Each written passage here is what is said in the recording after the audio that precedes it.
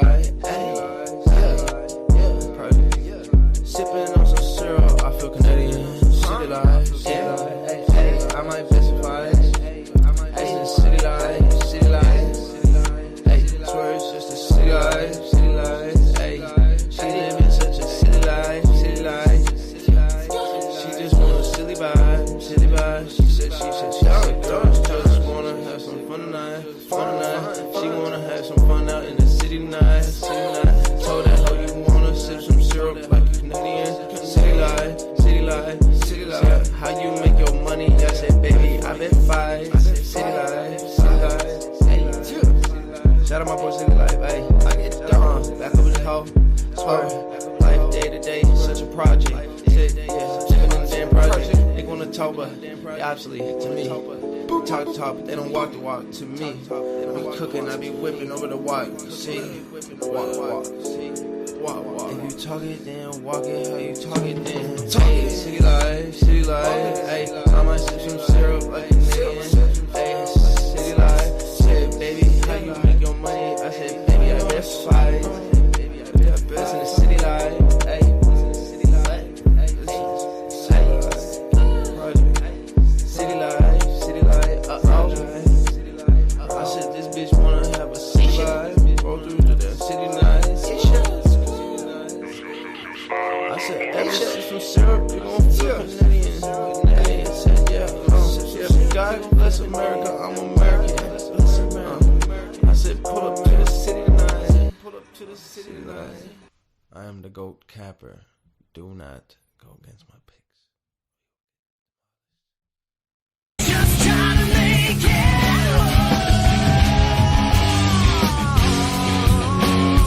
Even in a crowd, just alone.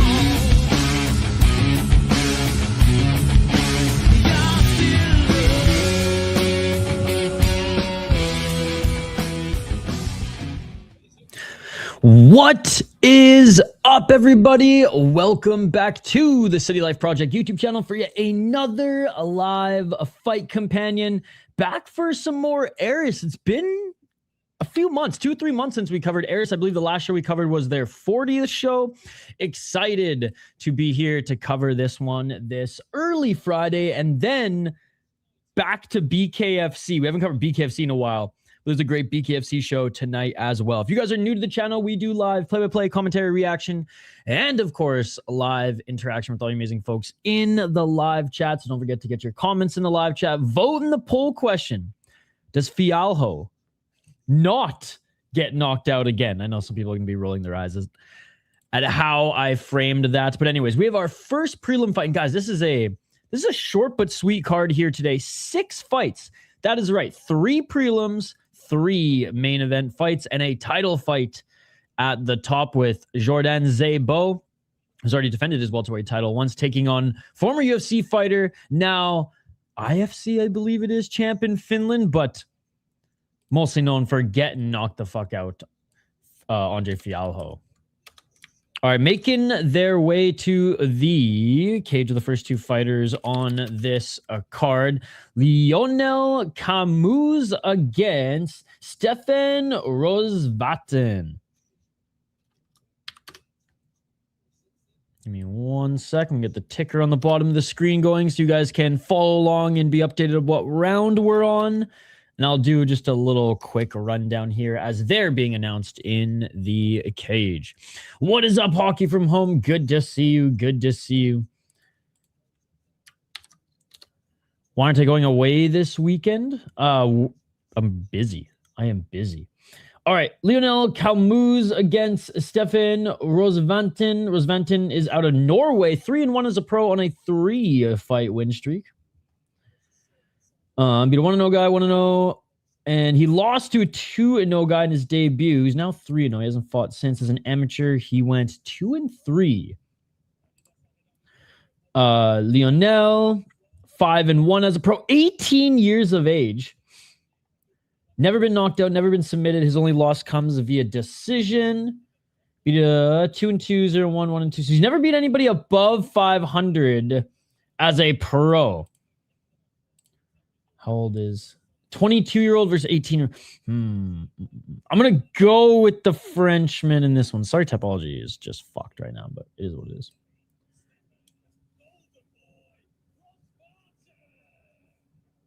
Yeah, I'm going to go with Lionel in this one.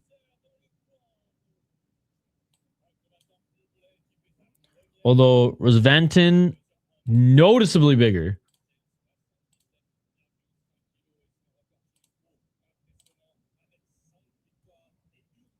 All right, here we go, being announced. Dude, I'm fucking stoked, man. We covered a lot of Aris on their first run on Fight Pass, and I'm excited to be covering them again here. I mean, other than Jordan Zébo, it's like not the biggest card. I mean, literally.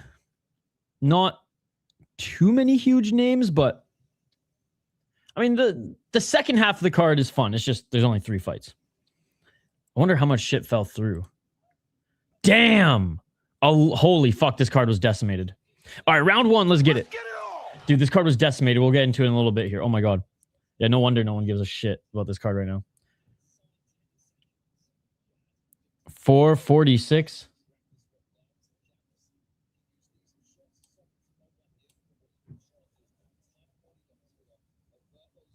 Right up against the cage goes Rossevatn. Trying to get the body lock, but actually Kamooze has it, and Kamooze gets the takedown.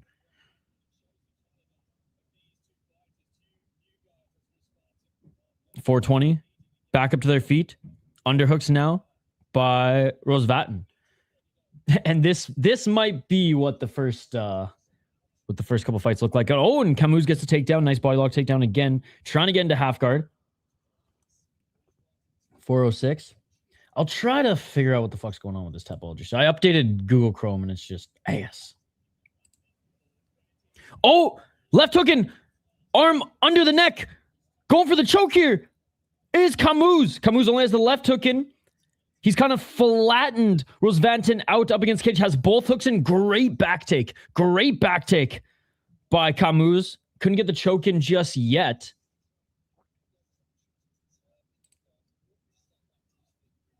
Still has the hooks in. Plenty of time to work. Actually loses the left. Good job getting back up to his feet is Rossevatn. Body lock still by Kamooze. And Kamooze drags him back down to the ground. Body lock. Kamooze is back to the cage. His left hook is back in. Looking for the back take again. Yo, what's up, Sleeto? Ayo, Mango. What's up, dude? How you doing? How you doing? Bro, I updated Chrome and like my ad block is blocking all the Tapology ads, but it's making the website look all funky. It's annoying as shit. 258. Still with the left hook in, but full back control. Oh, left arm around the neck. Is he going to get it?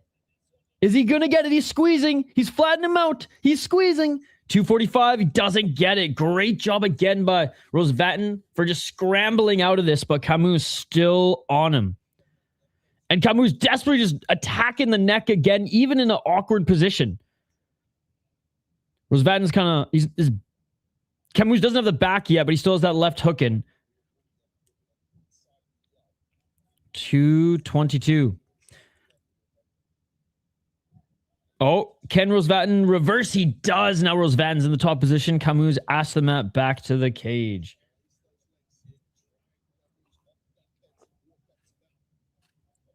Trying to settle in and push his shoulders down to the mat so he can't bounce back up is Rossevatn. He's doing a good job here. Does have a lot of ground to make up, though, in this round, but he can with damage here in full guard. And here he goes. Ground and pound here by Rossevatn. Now, oh, trying to get an armbar here is Kamooze.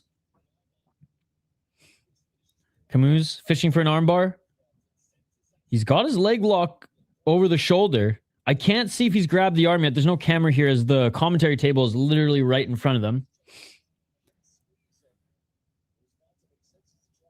Oh, now he's going for a triangle. Toes in the cage. Come on, ref. Loses the triangle. Now goes back to the arm. Now, not even really going for the arm. Just back in guard was Rossevatn. 115. A little bit of ground and pound here by Rossevatn. Rossevatn locks up the legs. Asks the mat back to the cage for Kamooze.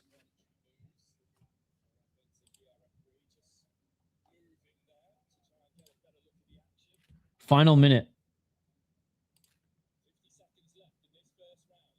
Oh, nice lock of the legs here by Rossevatn. He's just landing some left hands. Let's see if Rossevatn... If Rossevatn actually goes for a rear naked choke attempt, he might win back this round. Now in half guard. Hey, what's up, dude? Good to see you. Good to see you. He looked good in his last fight in a upstart finish league against an okay opponent, but he's been getting knocked out left, right, and center ever since. And though I don't think Jordan Zébo is like a world beater, he might still knock him out. But Fialho not on a KO loss streak is a good thing. And he's coming off a win and a belt. He did have a good run in the UFC. He was just chinny. Like, he's a really good fighter. He just, you know, he gets tagged with a big one and it's good night, Jim Kite. And that is it for the first round. Good to see you, by the way. Curtis Clark, good to see you. Little Eris action here, back on Fight Pass. I love it. Okay, so this card got decimated. Decimated?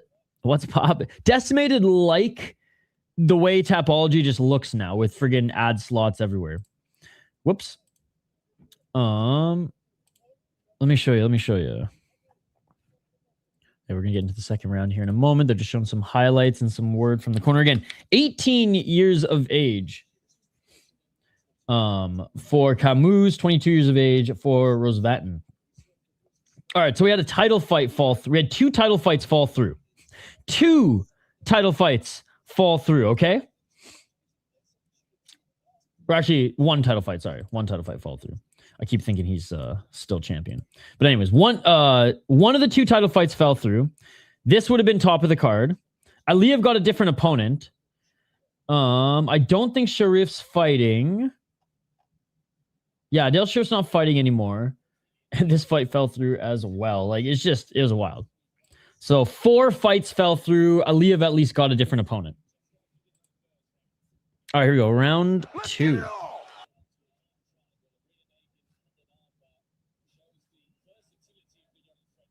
Oh, nice right uppercut. Right to the body by Rossevatn. Rossevatn now looking with a single leg, and he gets the takedown, but good defense, good wrestling defense as Kamooze right back up to his feet. Now Kamooze drops for a guillotine, but didn't really have anything on it.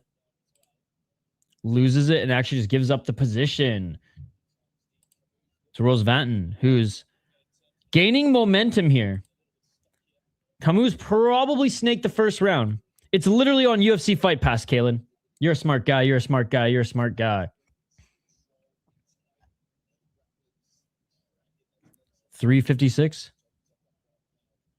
You're not missing much in this fight anyways. Lock the legs again, though, and there's the ground and pound. Let's see if he can actually get his back. Get a job. Get a job. You won't be able to find this for free. It's like too small of a card. And if you can, Godspeed, my man. It's a 6-fight card that got decimated. That's on Canal Plus and UFC Fight Pass. Cheaper to buy UFC Fight Pass than fly to Russia to find the Russian link. You know what I'm saying? 320. And there's the takedown again by Rossevatn. Double leg this time, and Kamooze looks a little tired.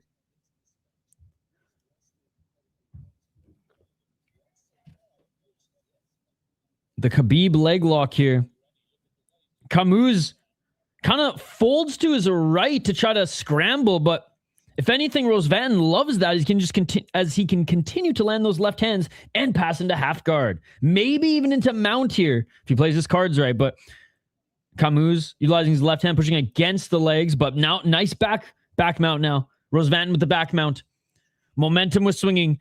Is he going for the choke? Or is he going to go for the ground and pound? He's going to do a little bit of both. 236. Oh, he's going for the choke here, and it is all over. What a comeback. What a comeback by the Golden Boy, upsetting the French crowd. Steffen Rossevatn, ladies and gentlemen. Rear naked choke in the second round, and he had to defend multiple rear naked chokes in the first round. Let's go, dude. Getting older and only by a few years. And bigger of the two, but he was getting out-wrestled for most of this fight, and I think his opponent maybe took a couple shots to the body and slowed down. Now, momentum was swinging in his favor. It was swinging in his favor after the first round. All right, so that's one in the books. We go from welterweight to flyweight next. I love how Aris's website doesn't have any information on their own fighters, but hey. C'est la vie, as the French say, right? And I will say this, they better not have any buffer time. Like, people who bought tickets, they should get just like free beer vouchers or wine at this point. Or wine in this case, I should say. A little fondue tray and we'll call it a day.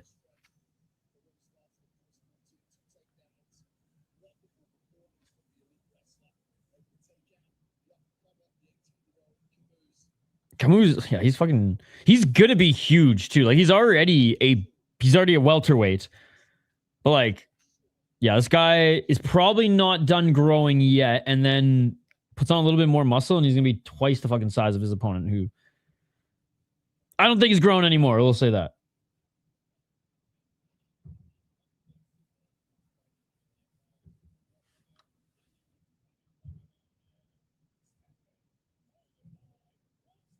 And Rossevatn wins this one. Second round.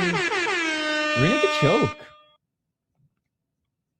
By the way, guys, we didn't do a membership stream this week, but I will be posting some of the clips from the membership stream that we had last week, as it was a crazy one. Good for him. 4 MCs in a row. 4 wins in a row. Yep, 4 wins in a row after losing his pro debut and going under 500 as an amateur.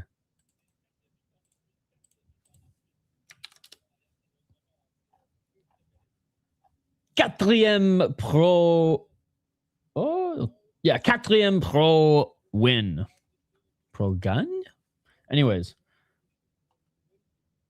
So yeah, went under 500 on the amateur scene. It was on a 4-fight losing streak before going to last man standing, getting a win there, getting another win there, going to MMA Raju, wherever the fuck this Estonia. Jeez. Now coming over to Aris, and great debut on UFC Fight Pass.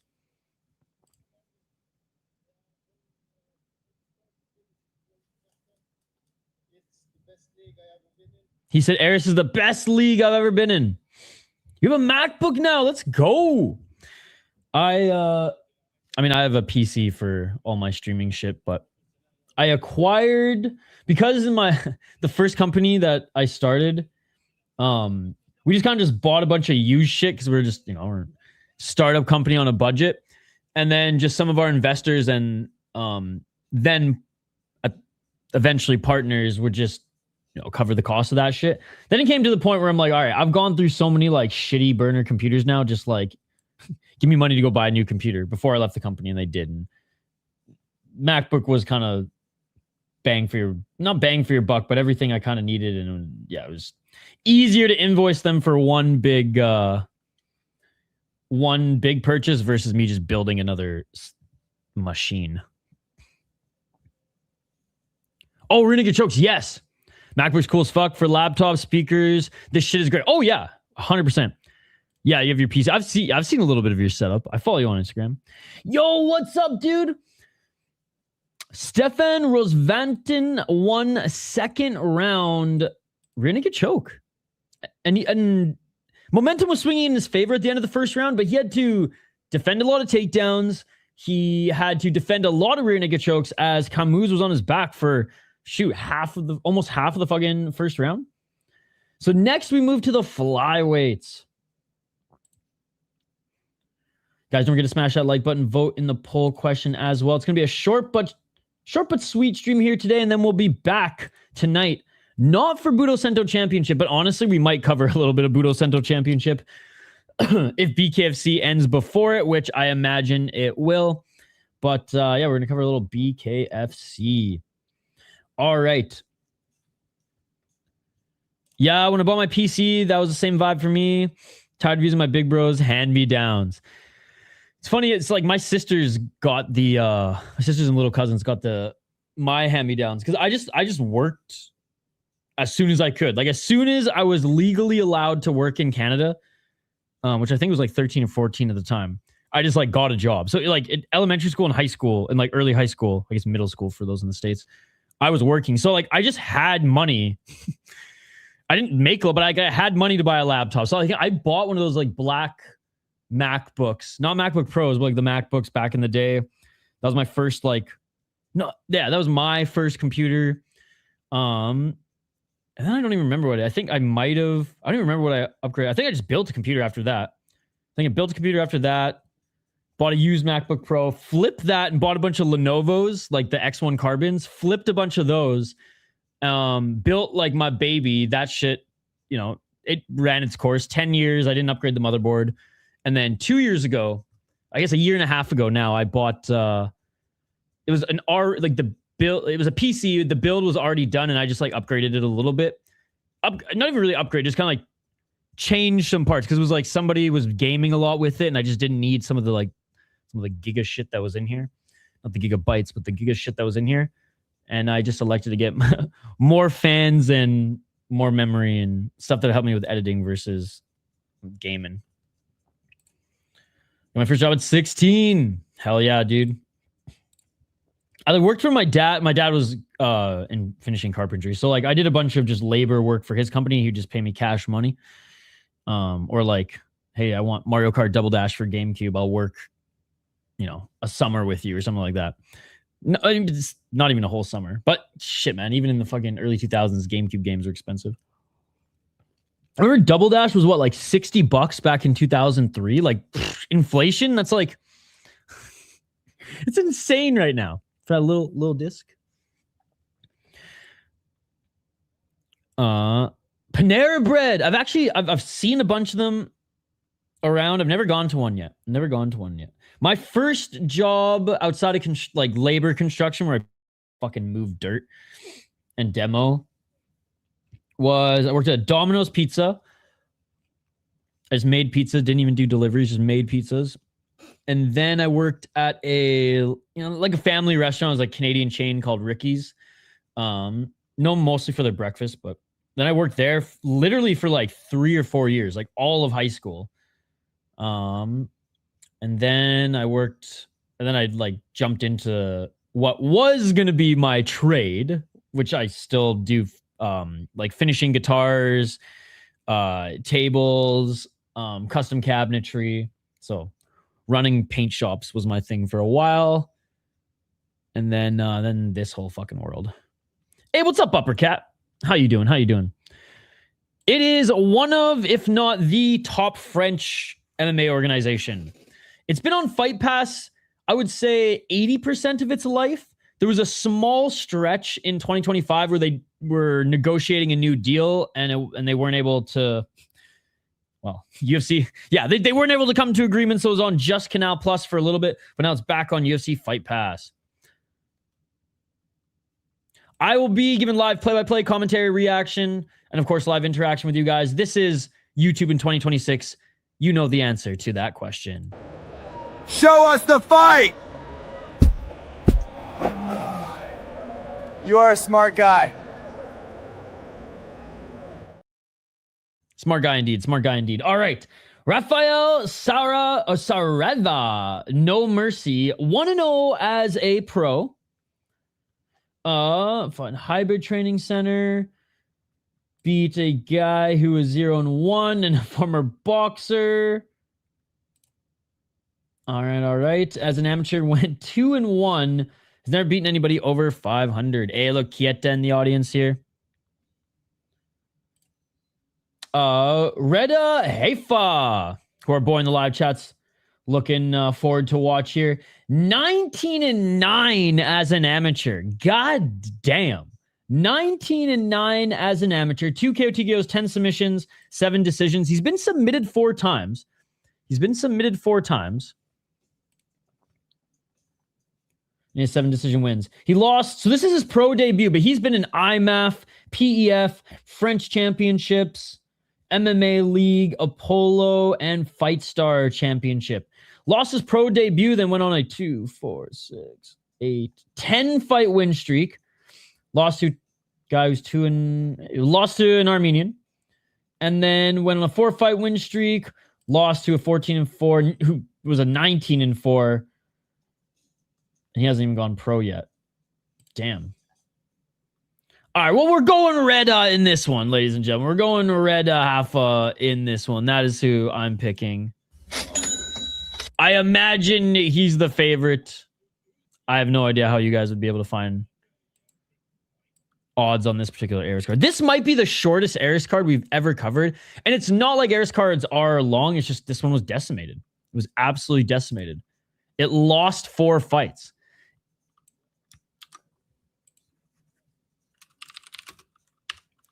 Looks like they have a little buffer time. They still gotta run their commercials, chat. They still gotta run their commercials on Canal Plus, but a little cold open for the next 2 fighters. They will be walking out now. Let's see if I can find some highlights on Reda. I'm sure I can. Again, sorry for this fucking shitty white space here, guys. It's Tapology sucks. That's all I'm gonna say. What I need to like keep talking to the boys at SureDog just to have just a landing page like this, you know, something that like us who cover multiple leagues can use. All right, let's see what I got here.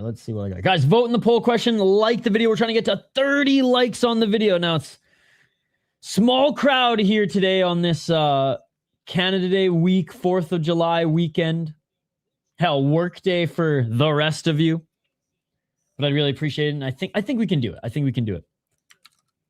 All right, the challenger who, you know, I'm sorry, Saraiva. I'm sorry. I'm going with Hayfa here. Tapology, though, 196 picks, and Hayfa's the underdog. Now, I don't necessarily... Look at this guy. Friggin' Saraiva's the Josh Kotchoyan of Portugal, ladies and gentlemen.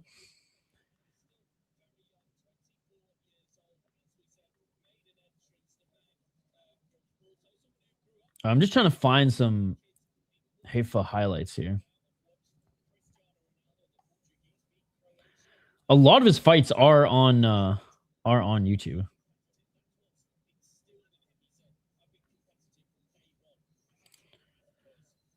I mean, it's something here. It's something.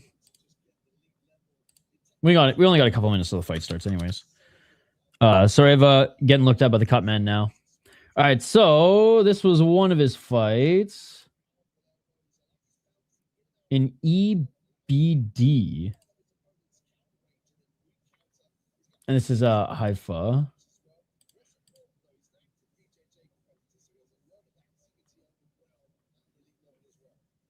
Again, amateur. He hasn't fought pro yet. But you can see some of his guard work here. Knows what he's doing. Lanky as well. How old is he, chat? So Saraiva's 24. Hayfa Reda is about to walk out right now. The Moroccan Nightmare.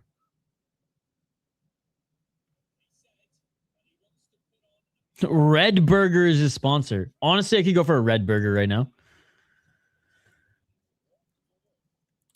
Right? Pablo, 4 fights fell through, buddy. 4 fights fell through. Sacre bleu. 4 fights fell through. A title fight fell through. 3 other fights fell through. And 1 fight, we had a change of opponent. So it could have been 5 fights fallen through, and then they probably would have canceled the card. So yeah, so there's a little taste. There's a little taste of Hayfa Reda, ladies and gentlemen. And again, sorry, Tapology looks like shit. It is what it is. Maybe I just bring on SureDog for it.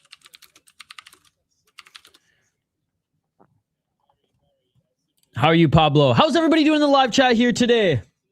Short but sweet card. But we're back. My schedule's up. Go check out the schedule. We'll go over it at the end of the stream. But we'll be covering BKFC. We'll be covering, what do we have? Cage Wars, I believe, midday tomorrow. George Hardwick's headlining the card. And then I think big deep card. And then Sunday, I have plans, but my friend's not feeling well.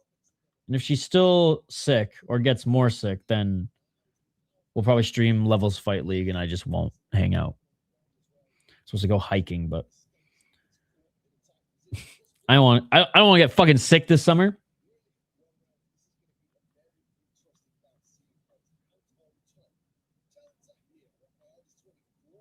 All right, tail of the tape.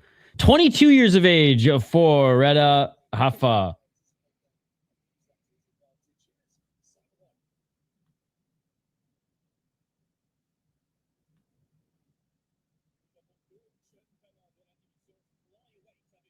La Division Flyweight.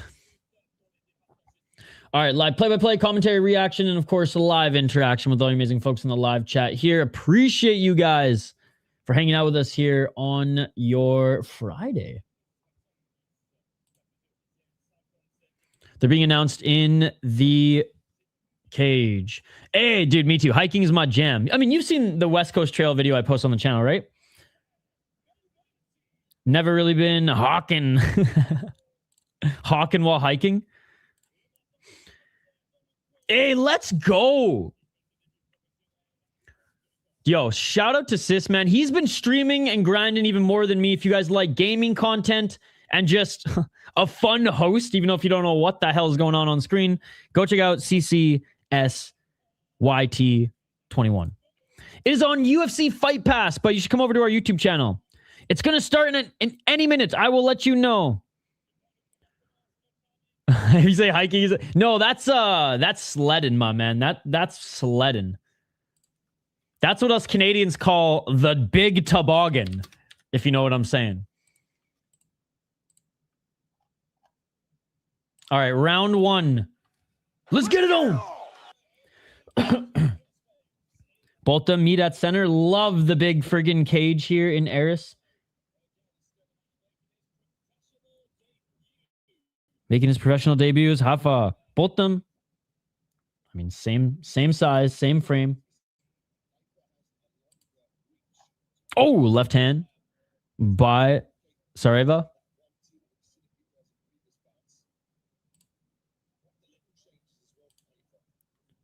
$4.27. Come to our YouTube channel.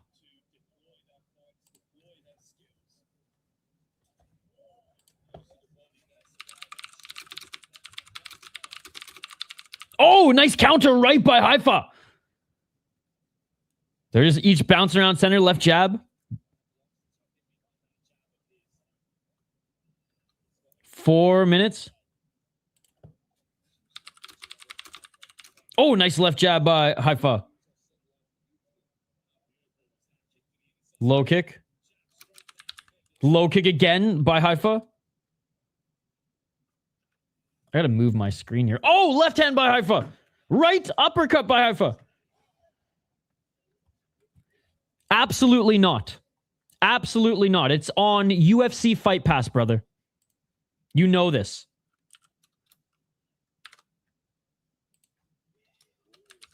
Oh, nice knee to the body by Hayfa. Hey, what's up, dude? It's on UFC Fight Pass or Canal Plus if you are in France or Europe. Also, no UFC this week. That's why UFC didn't show for one championship this week, right? One championship didn't show up for UFC either. Nice right hand by Hayfa, and he ducks under the right by Saraiva. Dude, Reda Hayfa's, and I hope I'm pronouncing his name correctly, his boxing's legit. Oh! It's over! It's over! Saraiva just knocked out Hayfa! Saraiva just knocked out Hayfa!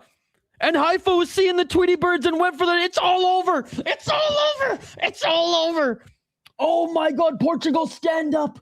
Portugal, stand up! What an upset! What an upset! What an upset! What an upset! Oh my God, he was getting pieced up on the feet. ducks under, counter left, and the Josh Koscheck from Portugal. The Josh Koscheck from Portugal fucked him up. Oh my God, dude. Oh my fucking God. That's going to be Fialho in a little bit. That's going to be Fialho in a little bit. 4 inches deep in the ground, subconscious. Oh my God. Subterranean and unconscious, I should say. That was unbelievable. That was unbelievable. Let's go, carajo.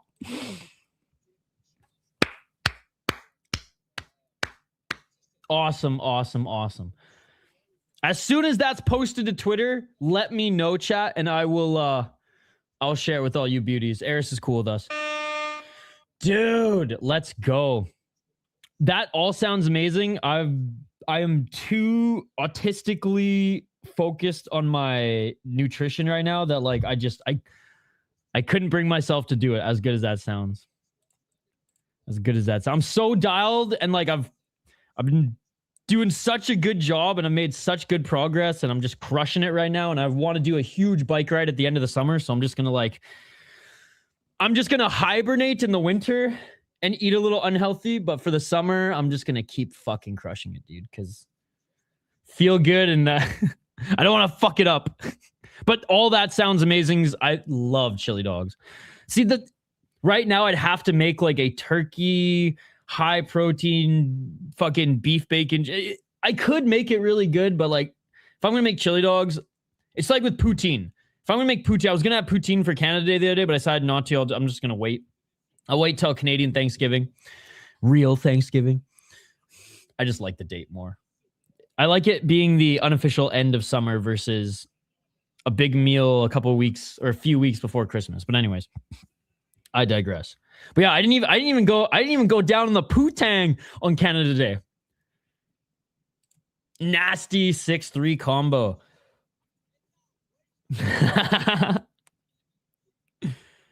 Yeah, I was talking about Reda's boxing. Your Canadian American buddy, I'm allowed. Oh, 100%, 100%. It's on UFC Fight Pass, buddy, or Canal Plus. I'm a whole 90 seconds ahead of you. Oh, I'm so sorry. Wait, do you not have Fight Pass? How am I 90 seconds ahead of you on Fight Pass? Okay, well, you're about to... well, then you're about to see it. Or maybe you just saw it. Okay, I'm gonna... Sherdog just crashed, man. That's what I'm saying, bro. I love everything. I've been like a Sherdog user for forever. But it just always crashes. All right, you know what, though? Fuck it. We're using Sherdog. Tapology looks like shit now. We're going full Sherdog. Let's hope it doesn't crash. See, like, if Sherdog had, like, an extended version of, like, this landing page, it'd be magnifique, as they say in France. Magnifique. It is, except for they changed something with their ad placement, or maybe they updated something to fight ad blocks, which is fine. Like, you make your money. I get it. But like, what I am annoyed of right now is like the spacing between where they're putting the ads just fucks up how the whole thing looks. And it's pissing me off. I'm waiting for it to be posted. Yes. For most cards. Yeah. Dude, yesterday Cardinals hit a 3-run homer in the first, then bottom first. Braves scored 5, including lining the ball of our pitcher, taking him out of the game. The bullpen had to go 8 innings. Damn, dude. That's a crazy game.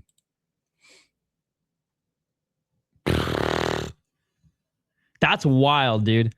Holy fuck, the first half of that game must have just sucked. Well, I guess there was drama, so it didn't suck, but like, do something. All right, I'm going on Twitter right now. I'm going to try to find this for you guys. UFC Fight Pass usually does a good job of sharing shit pretty quickly. Dude, that's some like drier, like dust bunny shit caked on one of my favorite hoodies. I'm fucking pissed.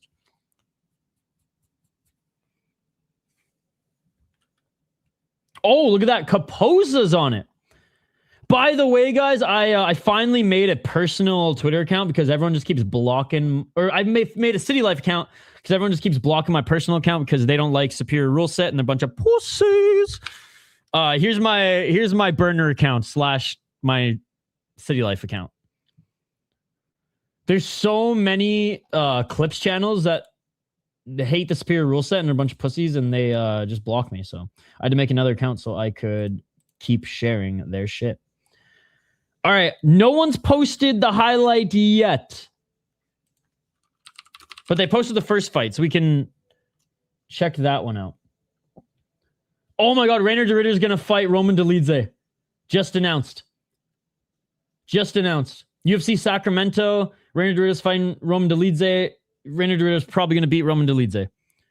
We're waiting, brother. Hey, I'm waiting too, buddy. I'm waiting too.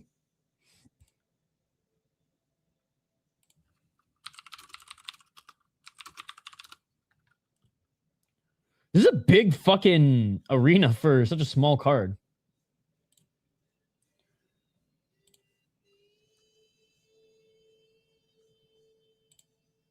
All right, nothing yet, nothing yet. What are you guys looking forward to here tonight? Dude, UFC Fight Pass hasn't been streaming any or posting anything.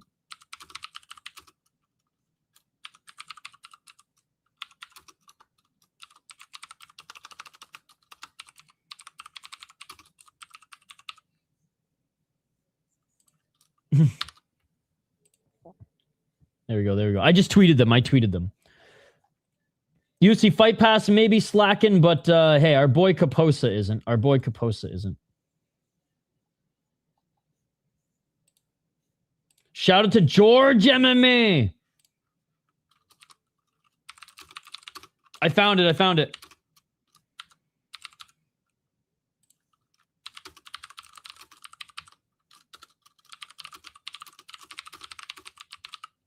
Baguette MMA. Yo, Baguette MMA has been good so far. There've been some good finishes. And hey, you better not have any fucking plans tonight. Because I am rolling up the fattest blunt and we are watching BKFC. I said no to Budo. I said no to Mexico. I said no to the big booty Latina ring card girls for you. Denial. So you better be here tonight. Right? Hey, let's go. That shit beautiful than a motherfucker. I'm fucking stoked. It's a good card. And you're way more plugged into it than me. More uninspected double champ to you, Mouraz or Sean? Sean. Now, quote unquote easier divisions, perhaps. Maybe better matchups, but I still trust Mouraz. Mike Richmond fights, I tune in. Oh, sorry, more unexpected double champ to you, Mouraz or Sean Strickland. Jan beating Mouraz. Okay, here it is, buddy. Sorry it took so long. Here's the highlight, my man. This was the last fight. We'll just go over all of them. So this was the last fight. What an upset, okay? Hayfa was piecing him up, clearly had the better boxing. Saraiva looks to narrow and drops his man down with a ferocious strike. Bro, some people might say it was a bad stoppage. He was fucking out. No, dude, I haven't had ramen for like a month. Now, it's just like, I'm only allowing basically pastas and breads. I'm only allowing a certain amount of intake of pastas and breads. It's less of like a day or a week and more just like grams per week, I guess. So if I do have ramen, I actually will be using rice noodles or kelp noodles, which are basically just like super, like decent calories, but super low in carbs. And then I can just protein max the fucking soup, which is what I've been doing. Have you noticed Richmond's love for a strip club? Family man and fighter by day and strip club owner and lover by night. I remember when he first announced that they were in their first year of operations or something like that a few months ago. Never had kelp. Kelp is whatever. It's not great. I'll say kelp noodles is a good alternative for those who are autistically nutrition phase fucking shit that I'm going through right now. Hey, fuck you. You just ruined it for everybody. Goodbye. Goodbye. He just ruined it for everybody on Twitch. That's how you single-handedly get the Twitch stream shut down, man. Congratulations. You know, if you spam... Oh, jeez. I've heard the same thing about gaming. I heard if you game enough, you burn them calories too. I mean, yeah, I'm not like... Calories mean nothing to me because I am so active that, like... give me fucking 4,000 or 5,000 a day. I will fucking work out, bro. As I do. It's just sugar. Sugar is what I probably, I don't want to say I'm allergic to it, but it fucks me up more than most people. In so many different ways. So like carbs are condensed sugar. So there's even certain fucking fruits I have to watch and berries that I try to go for the low sugar ones. What's up, Shaggy Ace? Look up ramen. I'm scared. Fialho gets KO'd again. He didn't get KO'd in his last fight. But yeah, probably gets KO'd again. Vote in the poll question. Hey, what's up, Exploring the Cog? Good to see you. It was weird. No one championship this morning, guys. No one championship this morning. There you go. There you go. I can't, bro. No monkeys in Colorado. And before you speculate on the name, because it's me, it's just high protein ramen. Okay. See, that's what I need. I've been making my own pasta, which is fun. It kind of falls apart, but it's been fun. Oh, shit. This is like the fucking overnight oats of ramen. Bro, they need to sponsor me. Okay, I'm bookmarking this. Thank you.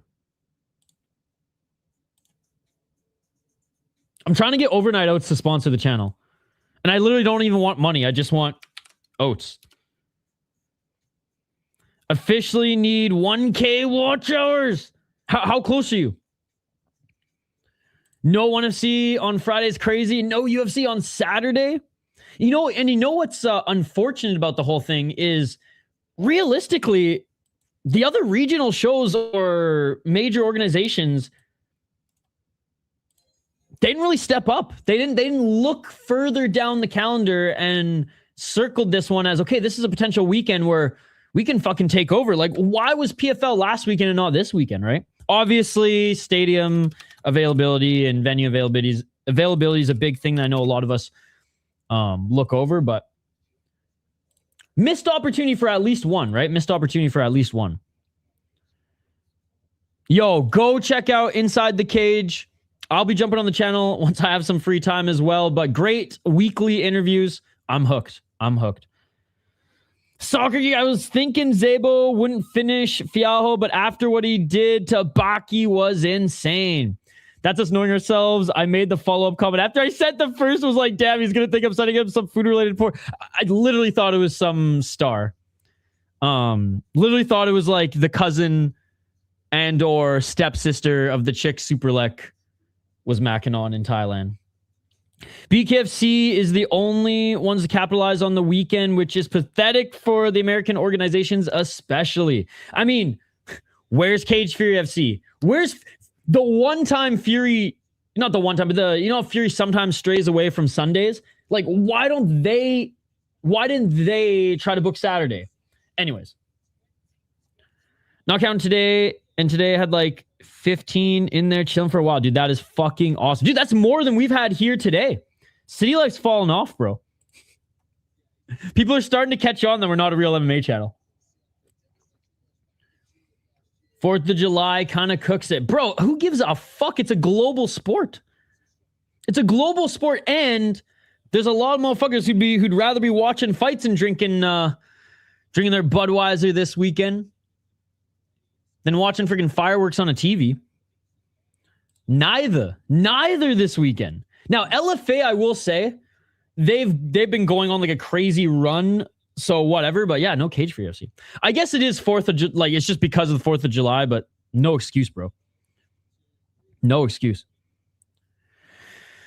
Do you guys think John Jones would be defeated by Prime Pride Rampage? No, I think John Jones would still beat Prime Pride Rampage. I mean, Vanderlei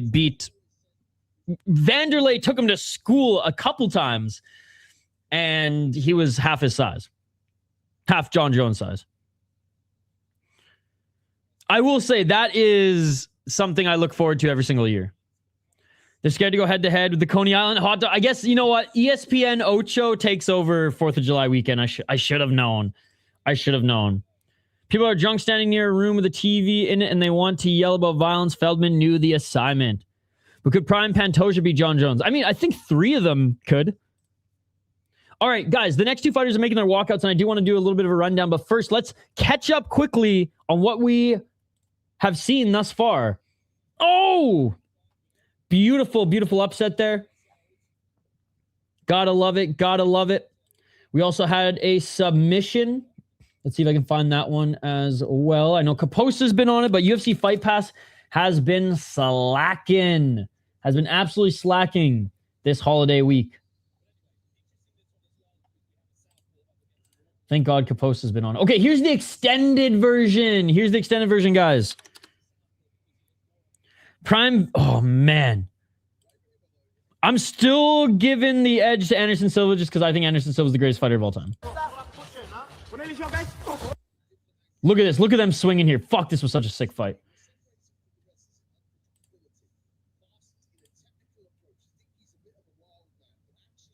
Boom! Beautiful stuff there. Beautiful stuff.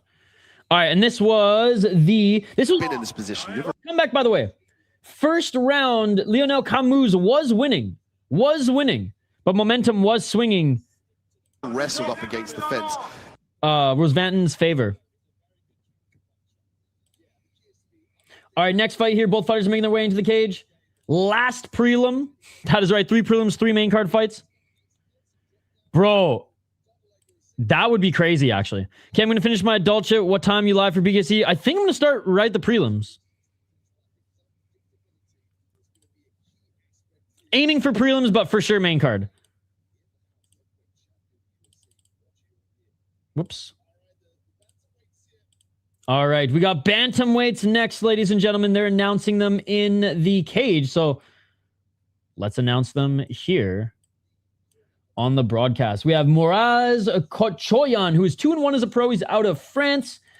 4-1 in his last 5 fights, including amateur.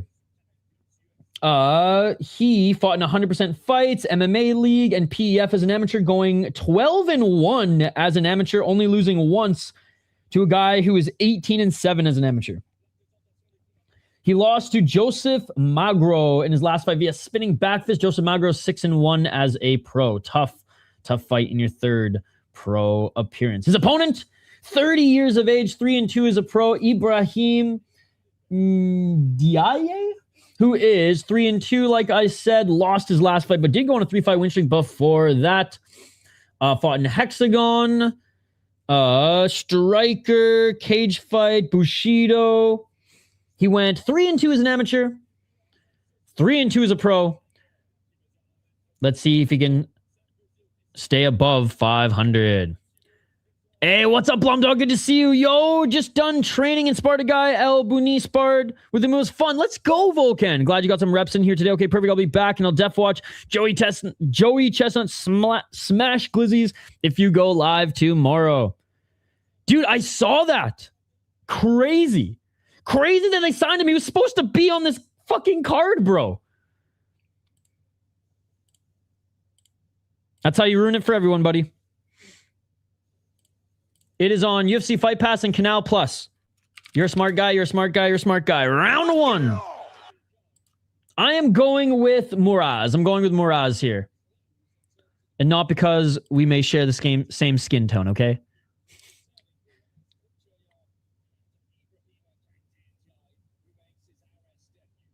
$440.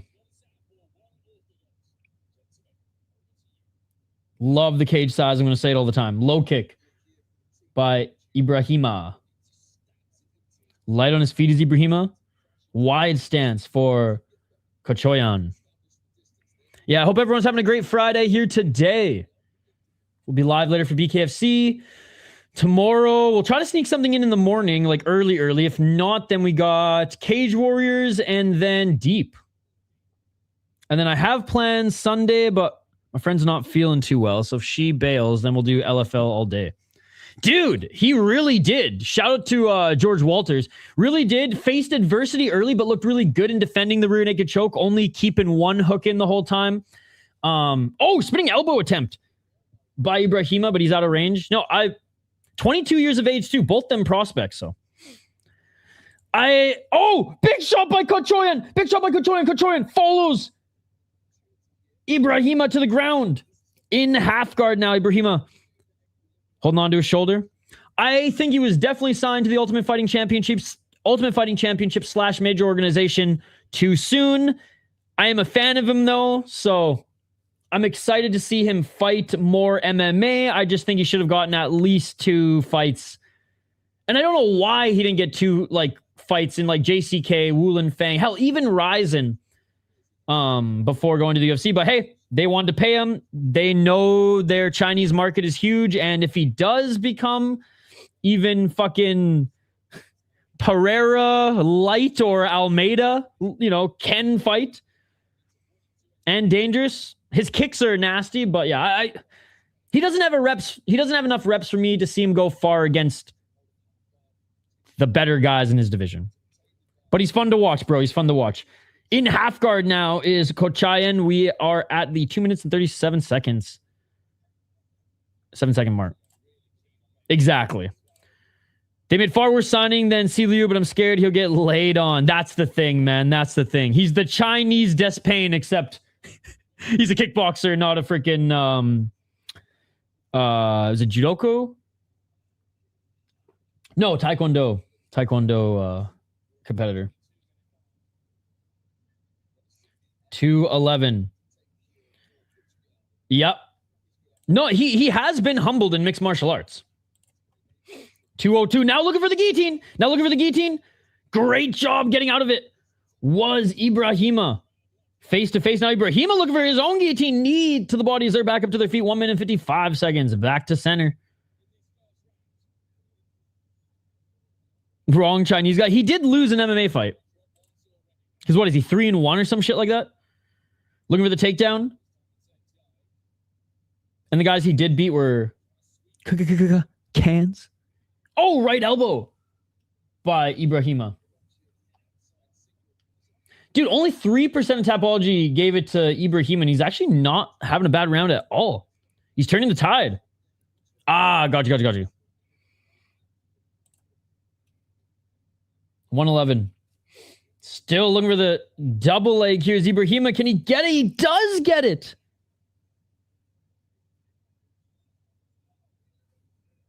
$102.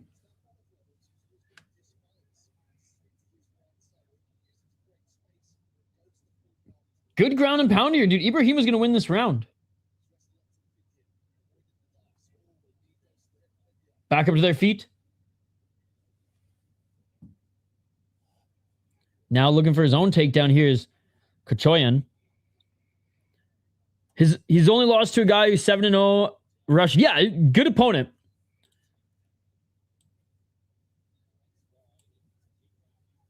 That's what I'm saying. Maybe, 2 layup / maybe one-dimensional fighter matchups where you can get some more reps would have been the smarter way. But hey, the UFC's paying you. You're going to take it. Spivak Petrino announced. Spivak going to put belt on him. I like Sergey Spivak. 5 seconds. And that is it for the first round. Dude, first round's going to Ibrahima. What else was just announced? I was just talking about it. What did I just mention earlier that I was stoked about? Not really stoked about, but Rainer de Ritter is going to destroy Roman Dolidze, dude. And I'm excited for that one. If Roman Dolidze beats Rainer de Ritter, RDR, retire. You had a good career, retire. Because you ain't never coming back from that one. In the eyes of the fucking fans. I'm just saying. All right, round 2.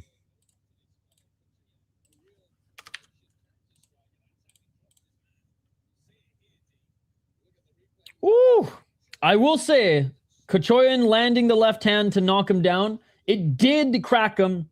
Ibrahima was a little off balance though too. But I think Ibrahima came back and honestly won that round. I'm not going to give Kotchoyan the round off one knockdown. I can't. Maybe they pick up Cedric Doumbé if they're grabbing more. Oh, dude. So you know they tried, right? They tried. The French commission did not allow the UFC to I forget who he was matched up against, but to have that matchup because he didn't have enough pro MMA fights. Because he was only like two. Like they tried to sign him for their France card like 4 years ago. The one Cyril Gane fought Tuivasa on. Round 2, by the way, guys.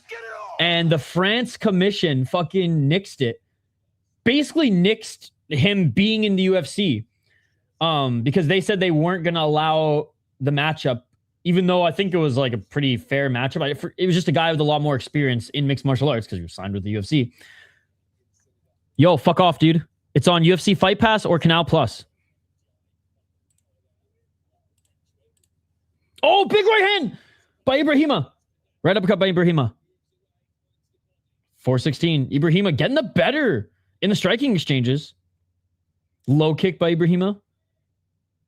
But yeah, so Cedric Doumbé could have been with the UFC, but the France commission nixed it. Was not down with the matchup, and so the UFC and him decided just not to do business together. Yeah. Oh, well, especially because like he's not like a nobody, right? Like he has combat sport experience. Fuck, man, they let James Toney fucking fight Randy Couture. Now that was in the United States. It was Darian Weeks. Okay, so like there you go. I mean, he's in people. It's ridiculous, and he's like getting up there in age. What is he like 34, 35 now? No spring chicken, and he's a superstar, man. Fucking pro, like big pro soccer players come out to watch him fight. Oh, big left hand by Ibrahima. We were all wrong, ladies and gentlemen. All of us. Fight's still going on, but still. Would you rather live the fight career of Jim Miller or Ben Askren? Jim Miller. 306 and getting a takedown and now getting into full guard. No fucking way. Kotchoyan's in the full mount. Sorry. Kotchoyan now half guard. 5-2 versus 2-0 is not a big experience gap. Apparently for the French it was. Apparently for the French commission it was. Well, then he fought Zébo in fucking France, and Zébo was what? Like had 4 or 5 fights too? I don't know. It was ridiculous striking ace. There might have been some financial shit too behind the scenes, but that was the main storyline that came out. In half guard, trying to posture up here is Kotchoyan. 2 minutes and 31 seconds. Still plenty of time to win back this round. But I gave Ibrahima the first round, and he was getting the better of Kotchoyan on the feet. First half of this round. Smash that like button and subscribe, guys. Trying to get to 30 likes on the video or on the stream here today. We'll have a bunch of content drop this weekend too. No UFC prospect highlights. I might get ahead of them for next week. Sunday, if again, I'm not doing much other than streaming LFL. But clips from our last membership stream. Already a week past now. So if you guys want to see them early, become members as we'll do our next membership stream on Monday or Tuesday of next week. Weeks was a 15-4 amateur with IMAF experience, so maybe that's why. True, but like, how many fights? Doumbé had like, what, 40 or 40-some fights in kickboxing, and like 20 of them were in Glory? But yeah, that's probably what it was. Left elbow by Kotchoyan, who's landing some decent ground and pound here. Either way, it's silly. Yep. Agreed. Exactly that. 122. Nice elbow by Kotchoyan. If he can draw some blood here. Man, what the fuck's the ref warning him about? Maybe the head? I don't know. Even the commentary doesn't know what the warning was about. Back up to his feet is Kotchoyan. It might have been because of like him leading with his head. Yeah, like what the fuck are we even doing here, French Commission? God, I thought he's got a fucking Thai record, bro. He's got a fucking Thailand record. He's got more fights than fucking Takeru, no? Yeah, he's got more fights than Takeru. 35 seconds. And winning back this round is Kotchoyan. As much as I want, even though I picked Kotchoyan to win, as much as I want Ibrahima to take this round because of, well, just how good he looked early on the feet. Kotchoyan, smart move here.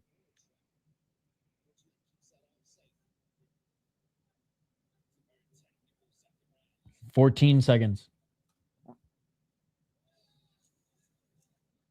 Finally getting a haircut this weekend, chat. So I won't look as homeless. And that will do it for the second round. Is this going to be the first fight that goes the distance on this card, ladies and gentlemen? 1 hour in, halfway through this card. Don't mind the pacing. Obviously, they got to run their commercials on Canal Plus. They do some interviews. If this was a 10-fight card, this pacing would be ass, but no complaints from me. I just fucking love Eris. I love the production value. Yes, how Eris works. The first half of the cards, prospects coming right out of IMAF. Oh, he did cut him a little bit. All right, a little cut on the right eyebrow of Ibrahima. Very small, but let's see if Kotchoyan will try to open it up even more. God, was a step back left by Kotchoyan. Yeah, Kotchoyan round 2, Ibrahima round 1. It all comes down to round number 3. Let's see if one of them can find a finish, as we've had 2 so far. Kamooze, Saraiva and Rossevatn with finishes, rear naked choke, TKO. But yeah, so the first half of Eris cards are generally just prospects, and then the second half are like contenders or, you know, legit like major organization prospects. Not prospects coming into a regional organizations, but like 6-0, 7-2 guys ready for contender series, or guys that the UFC or like PFL, KSW or scouting. 437. We'll talk about Carson here right after this round, my friend. And I'll bring up his Tapology and everything so everyone can check it out. I'm pretty sure there's some highlights on him available too, so we'll find some of those. Kotchoyan with the takedown, 420. Smoke move, you got him. You talk about Carson. I'm pretty sure I was watching some of his highlights recently, actually. No, I watched that YouTube documentary on him.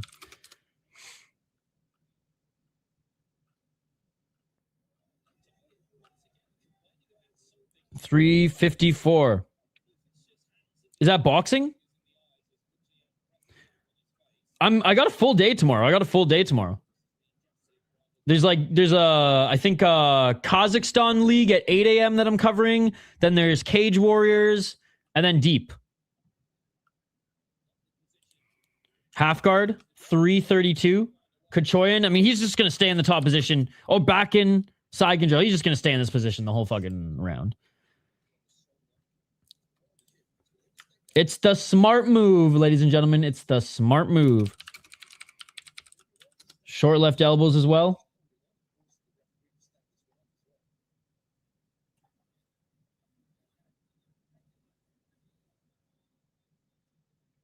$304. Now trying to get his back as Ibrahima does a good job of getting on his knees and pushing up. He's back up on his feet. And getting taken down again. Is Ibrahima. 3 minutes remaining in this round.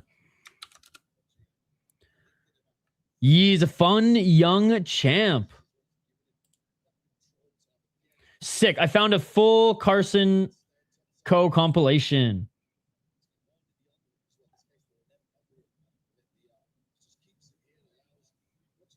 Still in the top position. Half guard now here. Basically going from half guard to side control is Kotchoyan. Lost the first round, but dominant second round. Dominant second half of the second round and dominant third round thus far. Holding on to the neck right now of Ibrahima as Ibrahima's on his knees.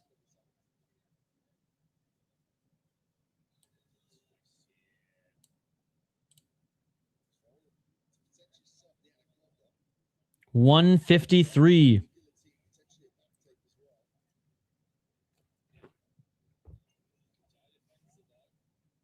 Now potentially going for a Kimura.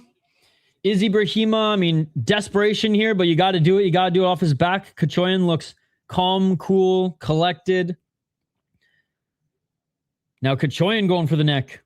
If we're allowed superior rule set, if we're allowed real MMA, Kotchoyan could just knee him in the face. But alas, fake MMA, fake MMA, fake MMA. Unified rules. Trash.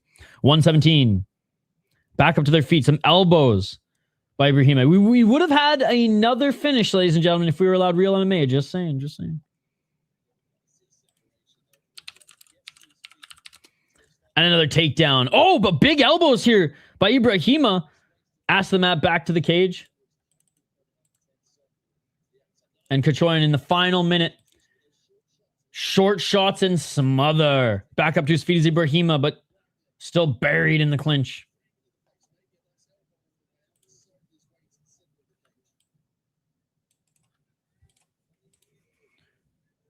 30 seconds.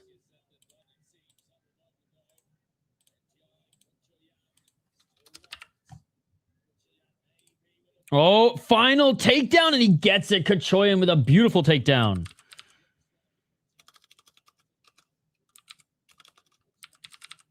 In half guard. Beaten and battered in this third round for sure. And that is going to do it, ladies and gentlemen. That is going to do it. All right, we'll go over your boy here in just a moment. Thank you for your patience. I'm just getting all these tabs up so we can watch some of his highlights.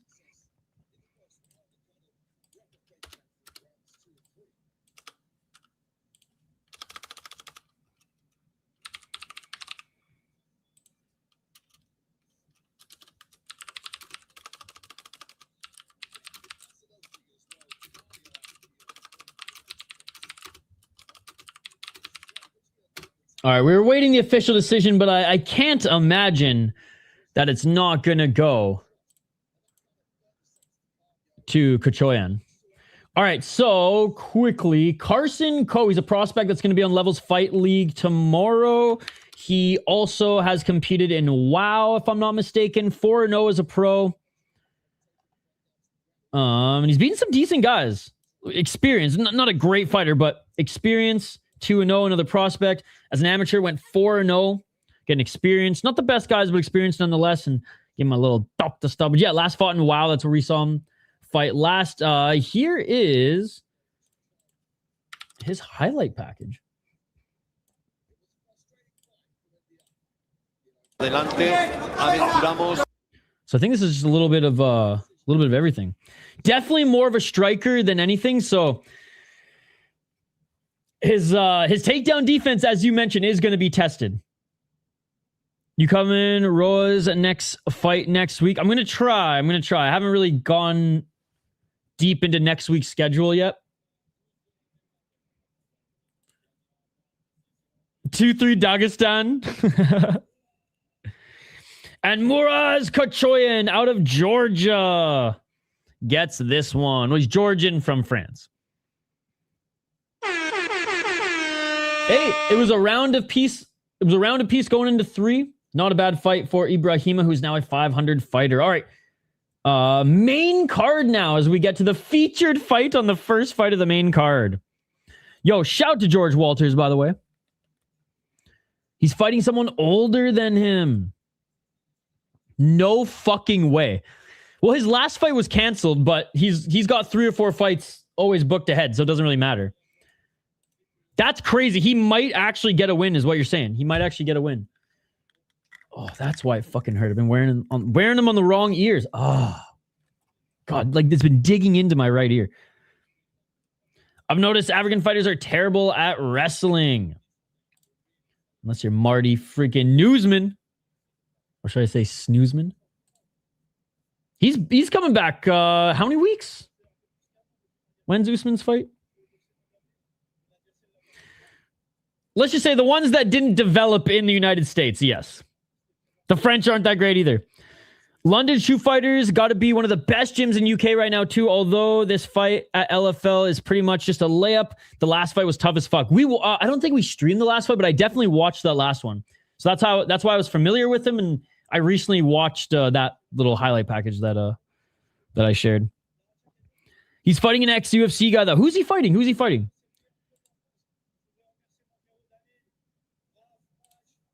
Anyways, we'll be rooting for Carson. We'll be rooting for Carson. Give me one sec, chat. We'll get to this next fight. I just want to... Here I am. I made a new... I made a Twitter account. I made all the social media accounts for City Life, and then I just didn't post on any of them today, so... All right, so the next fight... Uh-oh. Sure dog be crashing, ladies and gentlemen. He's both. Anthony Bierchuk.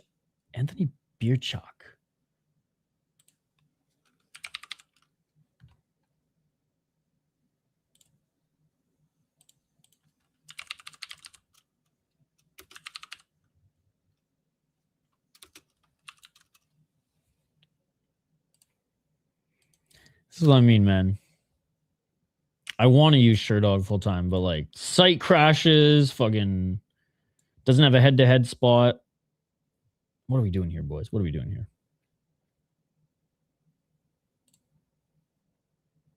All right. We're back on track. We're back on track. Excuse me.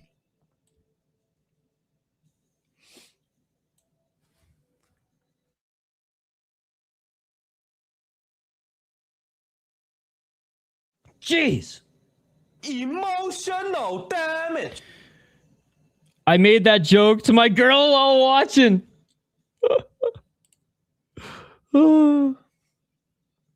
That's awesome. That's awesome. All right, the next two fighters are about to make their walkouts now. So like I said, let me just share this quickly on social, and then we'll get to it. They're doing a little preview, a little welcome to the main card of Aris FC right now, showing some of the UFC fighters and other major organization fighters who have entered their cage, some of their highlights. They're showing some commercials on Canal Plus. Like the stream if you haven't already. We're trying to get to 30 likes. I know that is a grand ask, given that we're at like 11 or 12 right now, but there's like 14 of you watching. If all of you like, we will almost be there.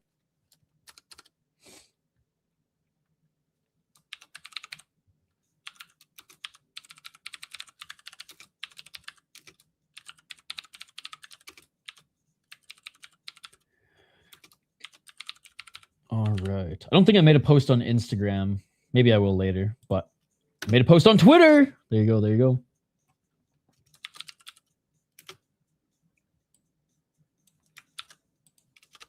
All right. You guys ready for the breakdown?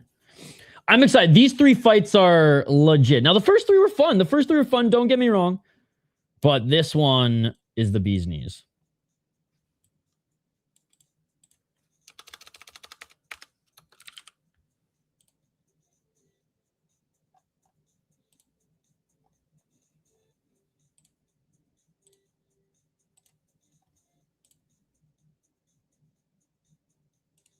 All right, they're still in their break. Antero Santos is one scary looking motherfucker. I don't know what they're feeding him in Angola. Built like a brick wall, dude. He is probably gonna get the win here. Unless this goes the distance and he gasses hard in the second half of the fight. Yeah. It's gonna be tough. It's gonna be tough.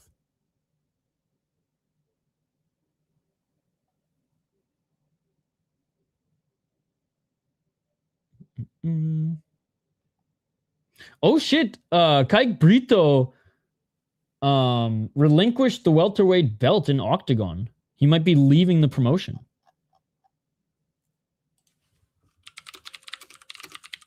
Damn.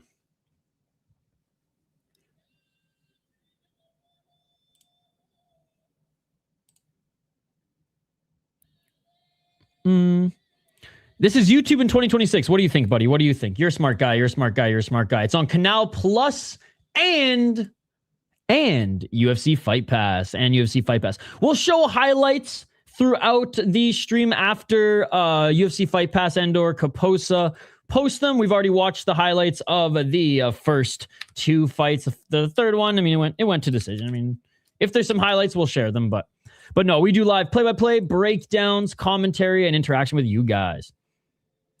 They put him on Dana White Contender Series. I haven't seen the full list yet. No, you're just dumb, dude. You're just dumb and not cultured. Goodbye, motherfucker. Uncultured swines, ladies and gentlemen. Uncultured swines. Imagine being so dumb that you think a channel called the City Life Project, without even MMA in the title, is showing MMA that we don't own. Imagine being that stupid in 2026. People like that exist, ladies and gentlemen. We just saw one in the live chat. Show us the fight! You are a smart guy. I'll say those fucking jeans are way too tight. Way too tight. Notes for Mr. Grant Gregory's next stream.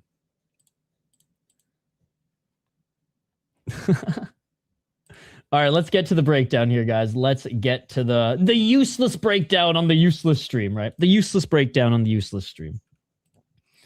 Isn't there like some troll in MMA YouTube called Useless as well? Sounds familiar. Anyways, let's get to this next one. Antero dos Santos against Denis Palancica. Some really ass fighters in the Dana White Contender Series this year. Glad they buffed Tough up hugely at least. Dude, the fights last year on Tough were, I think Tough 33 was the best season for fights. And I've watched every single season. I rewatch every single season, like almost every year. Yeah, I'm a junkie. But fights-wise, last year was the best. Again, fights to get into the house aside, because that's a whole sub-ranking, I think, in its own. But yeah, and then this year they've been the Christian Strong one was the only non-entertaining, but like he did what he needed to do to get to the second round pretty easily, so didn't take much damage either. But yes, you are correct. There were a few matchups last year too that I think a lot of people were, oh, this is going to be shit, whatever. But hey, at least we're going to see fun knockouts. And those who want to fluff up their parlays can, I guess. Still, no, that's wild. That's wild. But you know what? You guys have to remember too, some of these top prospects agents or management don't want the Contender Series route because they're like, fuck that. We want to make more money. We want to make more money. So I understand why some of the best aren't booked, because some of them are like, we're already making this much money in these other leagues. You got like, just sign me. Sign me like you signed Joe Schmo off Cage Fury FC to fill in, right? Dochenko Cicinando was a dope fight, but Osmanli is a real threat. Yeah, but I didn't... That's a different conversation. Are we talking about entertaining fights or are we talking about threats? I didn't say anything about threats. I said season 32 had the best fights. There was one fight that was good. The rest were unbelievable. There was one that, like, fucking listen. Turn up your goddamn speakers, ladies and gentlemen. There was one fight that was good. Every other fight was unbelievable. Unbelievable. That's how good. And there was one good episode. Imagine that in modern Tough, there being one good episode the dollars for pounds episode. One of the highlights of the last decade. So weird they didn't put him on the Baku card, though, when he's literally fighting this month. Inexcusable. You know why? It's because the show hasn't aired. All the show hasn't aired yet. That's honestly why. It's annoying. It just didn't time up properly. I was asking, I think it was Marcel and a couple other people on MMA Twitter, and That was one of the main reasons why, like, they want, like, if he was right away on the card, then it would maybe spoil some things on the show. Although winners get signed all the time, or losers on Tough get signed all the time. Yeah, it's pretty crazy. Sad Chapulin got eliminated though. But yeah, last year saw real improvement. Absolutely. Absolutely. Yeah, last year was awesome. It's cool to see that Cizinando is one of DC's coaches this year too. So I imagine he's going to be in the UFC. The Brazilian who's snatching Canadian belts left, right, and center. He just needs to work on his conditioning and cardio. Right? Like he's got the BJ Penn frame for his weight class. You gotta tighten that shit up a little bit, you know? Out of all the fighters who should be working with fucking Khamzat's crazy conditioning coach, it should be him. All right. Antero dos Santos, 6-0 as a pro, out of Angola. This guy is a monster, ladies and gentlemen. 2 KO, TKOs, 4 decisions. So well-rounded. Has slowed down later in fights, but has just used his, honestly, just strength to be able to just dominate fights late, even when he's huffing and puffing. Had a really good win against Enzo Bastos, who's 4-1, beat a 7-5 guy, and a 2-1 guy in his young run thus far. And as an amateur, went 2-1. In his third fight, he beat a 2-1 guy, who's now 3-3. And then Enzo Bastos is 5-2, and he fought him when he was 4-1. All right, his opponent, 10-3 as a pro out of Moldova, 29 years of age, 1-4 in his last 5 on a 2-fight losing streak. He's been knocked out once. He's never been submitted. He actually has 5 submissions. It does Denis and 2 decisions. He went 1-0 in Bellator.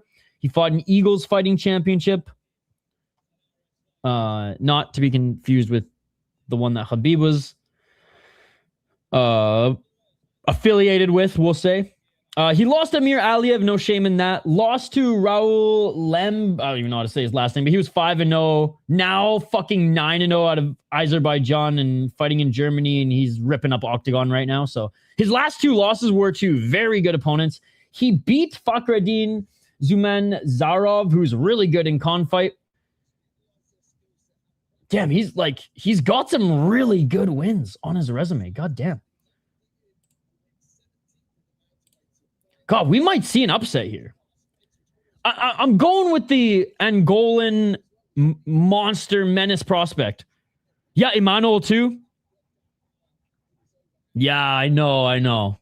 Just as far as just entertainment, like, yes, it produced a lot of good names that I think we'll see in the Ultimate Fighting Championship, but just pure entertainment of fights. Last year was the most entertaining. Fights to get into the house aside, right? That would be a fun, actually, like, tier list. Like, what season fights to get into the house were the best? Because that's, put it this way, any season that had fights to get into the house were better than any other seasons, in my opinion. Because those were like the OG Dana White Contender Series matchups. Like, we saw so many people get fucked up in those fights, especially the live season. What was it? It was Faber and Cruz. All right, who do you guys got in this one?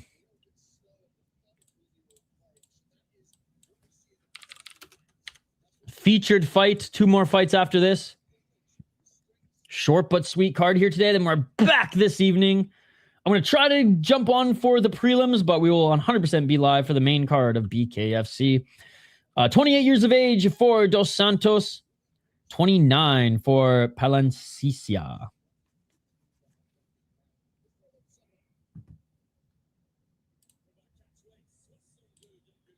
Oh, yeah, it's a catch weight here. I wonder who had the weight issues. They weren't canceling this one. Chat. 4 fights canceled, 1 fight reworked. So Amir Aliev, he got another opponent. He was supposed to fight Gerardo Fanny, but the Jade Jorand and Rajija Aquino title fight fell through. Hamu and Diakite's fight fell through. Adel Sharifi and Ludovic Aguye's fight fell through, and Dylan, Antoine, and Abdul Kader Dow's fight fell through. So this card was absolutely decimated, ladies and gentlemen. Like decimated like that LFA card a couple weeks ago. Or was that last weekend? God, the summer's going by so fast. It's just fucking crazy, man. I can't believe we're already in July. All right. Round number 1. Intense stare down here, ladies and gentlemen. We should have a finish here or violence at the very least. After this fight, I'm going to refill my coffee mug, ladies and gentlemen. So we'll take our first and only break of the stream, all right? Because it's a short and sweet one. We don't need too much. All right, main card starts now. Featured fight, round 1. Let's get it on. Really appreciate you guys hanging out. Smash that like button, subscribe. We'll be live all weekend, ladies and gentlemen, and all night Saturday. Oh, swing and a miss with that overhand right by Dos Santos. He's looking for that chin of Palancica. Palancica is actually taller than Dos Santos. Left hand by Palancica. Didn't LFA have like 20 canceled fights on the last card? 20 is a stretch, but yeah, it was like half the card was decimated. And weight misses and fucking guys pissing hot. I'm pretty sure it was the Brazil card. So 420, smoke him if you got him. Oh, big right hand by Dos Santos. He's looking for that overhand right knockout. That's what he's looking for. Oh, he tried for the spinning heel kick. Oh my goodness. Yeah, he's looking to put on a show here. 405 overhand right swing and miss again by Dos Santos. Palancica on the back foot outside that center line. Beautiful double leg takedown by Palancica, but crawl into the cages Dos Santos, and Dos Santos might be grabbing the cage right now. Cut off his fingers. Cage Warriors went through the same shit with Clancy Jr. versus Burlington recently. The best fight in ages, and half the card got axed. That was what, like a month ago? Hopefully tomorrow we're good. I'll say this. The one positive thing about Cage Warriors there is like they do have huge cards like Fury FC. When you have 20 plus fights, 20 to 30% are going to be because I know we see weight missing stuff in the Ultimate Fighting Championship too, but like the regionals, we see it way more because they haven't polished the practice and or are maybe a little bit lazier because don't feel the heat a little bit much or as much. Lazy is the wrong word, but don't feel the pressure as much. Overhand right. George better fight. I need to see George KO. I just need to see a Hardwick win again, you know? Harry was fun fight his last fight. He's gotten he's been absolutely fucking beat up hard in the UFC. And ironically, George is the better fighter and probably should be in the Ultimate Fighting Championship, but he blew his chance on the Contender Series and lately has not looked like the George that we were all rooting for. My stats is the same with Guruzo. I never said nor thought that they would be championship level. They're like Wish Diaz brothers. Oh, nice right hand and left by Dos Santos. They put on scraps. They're well-rounded enough to be roster fighters in a major organization. Nice job with the takedown by Dos Santos, but he had a nice body kick there. Nice right hand to set up the left hook. Correct. Palancica, though, dangerous on the ground. 5 submissions. 5 submissions. Half his wins, literally submissions. Full guard, Dos Santos. Back up to their feet. Left hand by Dos Santos. Back at center. Low kick by Dos Santos. Oh, high kick by Palancica. Dos Santos looked like he was going for a body locker or takedown or just to enter the clinch there and almost got tagged with a shin to the face. Dos Santos continuing to walk down Palancica. Palancica back to center. Left by Palancica. Dos Santos missing with the follow-up right, but he does tag him to the left. Dos Santos going crazy with these spinning heel kicks. None of them have landed. Right hand by Dos Santos.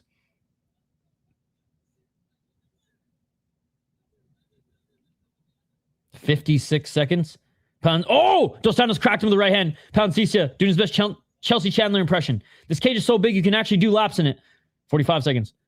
Looking for the takedowns, Palancica. Good job defending by Dos Santos. Didn't even have to fully sprawl. Just got some underhooks and pushed Palancica off with his forearm. Counter left by Dos Santos. Missed with the right hand. Fighting like Willie got Santos. Bro, just over swinging like crazy. Big right hand by Dos Santos again. It just clipped Palancica. Unless Dos Santos gasses, he's gonna find that chin eventually. He's moving like him too. Takedown by Palancica. Palancica tried to get his back, but Dos Santos right back up to his feet, trying to break that body lock. 5 seconds. Knee by Palancica. And this is going to be a Dos Santos round. And that is it for round 1, chat. Great. What a fucking good fight to start off this main card. What a great featured fight to start off this main card. Oh my goodness. Oh my God. Oh, allergy season's finally passing, dude. Now that's humid as shit.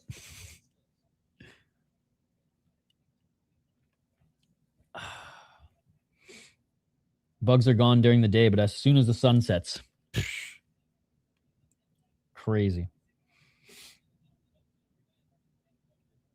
All right, he is. Oh, there was a clash of heads. That's what actually hurt Palancica. That's funny. I thought it was the right hand, but it was actually their heads clashed.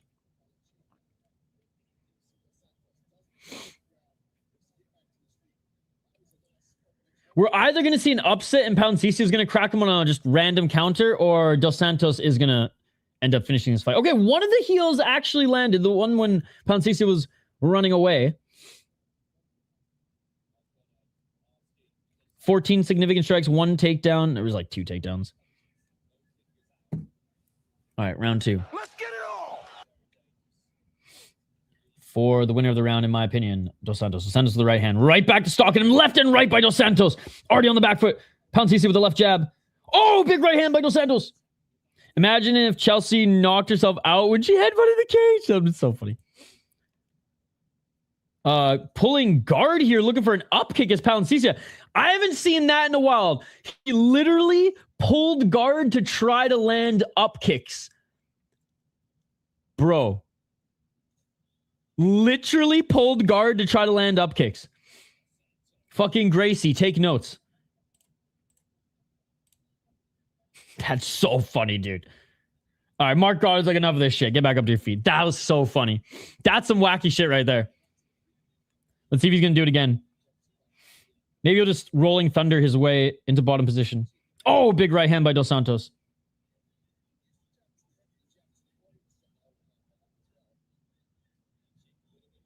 .355. Palancica. High kick, swing and a miss. Hand starting to drop, getting a little lackadaisical. Low kick by Dos Santos to set up that right hand.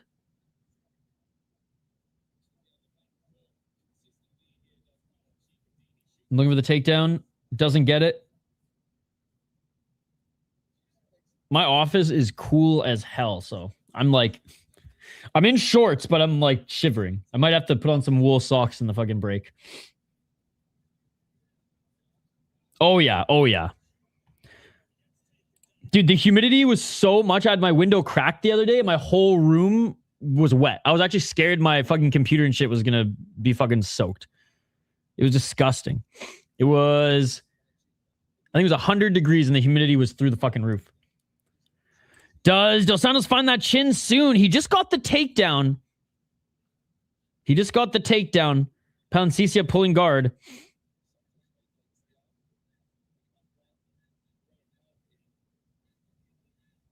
.245. Not able to do much in the guard. Okay, no, never mind. There's some elbows. There's some elbows by Dos Santos. If it stays like this for the rest of the round, he's certainly not going to find it. Oh, big elbow from the bottom now. Oh, Dos Santos with the big elbow. Dos Santos back up to his feet. Is he going to allow him back up to his feet? Trying to re-enter the guard. He almost got into half, but rolling was Palancica. Palancica still on his back. Trying to get into half guard again, but unable to do so as Dos Santos still on the feet. Dos Santos swinging a miss. Almost got caught in a triangle. Now side control on the left side. What a crazy sequence there. Dos Santos loves the elbows. He's in side control here. Palancica is looking to try to push off the wall, but Mark got it there, slapping his toes out of the cage. Next time, just grab your scissors and cut off the big toe. I'm kidding, chat. And bleeding on his left eye, or next to his left eye, is Palancica. So there's some visible damage as well from the elbows. Still in side control. If we're allowed real MMA, if we're allowed knees to grounded opponents, Dos Santos could just knee Palancica in the face. The fight would be over, but fake MMA, ladies and gentlemen, fake MMA. Unified rules is trash. 115.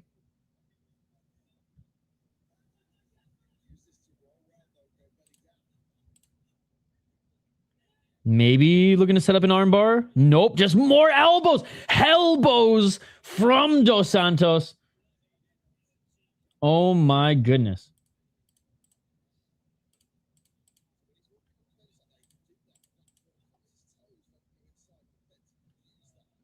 "48 seconds. Still in side control. Dos Santos just dominating this fight. Second round for sure. 33 seconds. Oh, big right elbow by Dos Santos. Another right elbow by Dos Santos.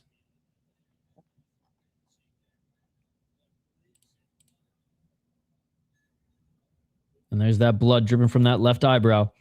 15 seconds remaining. Oh, another right elbow. Another right elbow. Left elbow to the body. Look, man, if Dos Santos was allowed superior rule set, he would have crushed the skull. Crushed the skull of Palancica with his knee. And that is it for the second round. Okay. Wait, you can't you do superior rule set in the Pride FC version? Or did they not add that to the new game?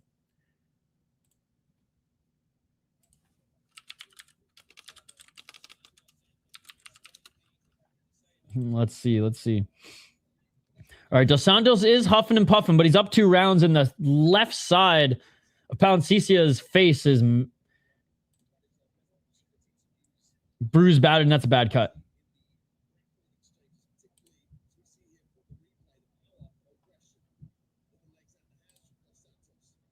All right.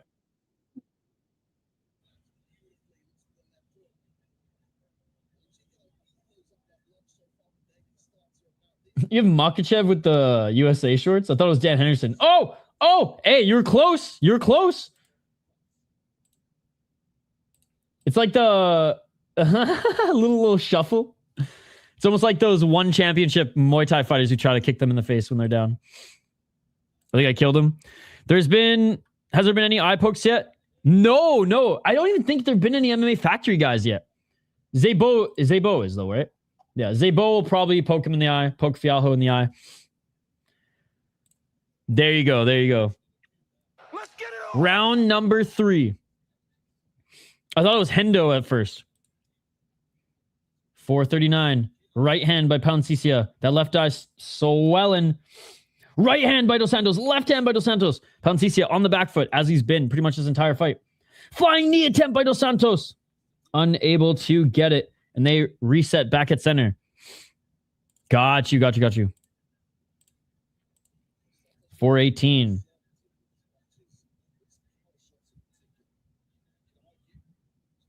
Dos Santos. Spinning elbow attempt. He tried to do the freaking Yair. The White House venue is too insane to not use. To be honest, I'm surprised it's not. 1999 DLC. EA finally not milking their audience. Ah! Rolling Thunder, and it landed. Holy shit, but he's okay. Palancica's okay. I guess it wasn't a full-on Rolling Thunder. Dos Santos didn't hit the ground, but my God. Ducks under the shot. Dos Santos, body lock. Looking for the takedown. Now looking for the back take. Couldn't get that right hook in. Palancica back up on his feet. Fuck, a high-level fight. And there's the takedown by Dos Santos. Back take. Not quite. Back up to his feet is Palancica. But body lock. Another takedown by Dos Santos. Dos Santos dragging him to the cage. Fuck yeah. Oh, grabbing the cage was Palancica. They've each grabbed the cage now. Oh, high kick by Dos Santos, but didn't land clean as they broke. 3 minutes back at center. They're both tired, but Dos Santos is still throwing like a madman. Counter right by Dos Santos. Till both of them are struggling to keep their hands up. They're tired. Low kick. Oh my God, Dos Santos just dropped Palancica with the low kick. Dropped him with the low kick. Yo, Dos Santos, invite him back up to feet and just kick the leg again. He's spamming the wheel kicks. Dude, he's been spamming the wheel kicks all fight. 2 landed, though. Oh! What a big right hand by Dos Santos as he enters the guard of Palancica. This is likely where the fight's going to take place for the next 2 minutes, 30 seconds. With Dos Santos posturing up and throwing elbows or hammer fists, as he just tried to do there, but good performance by Dos Santos.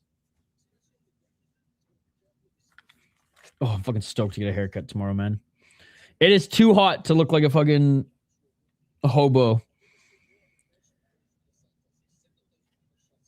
205.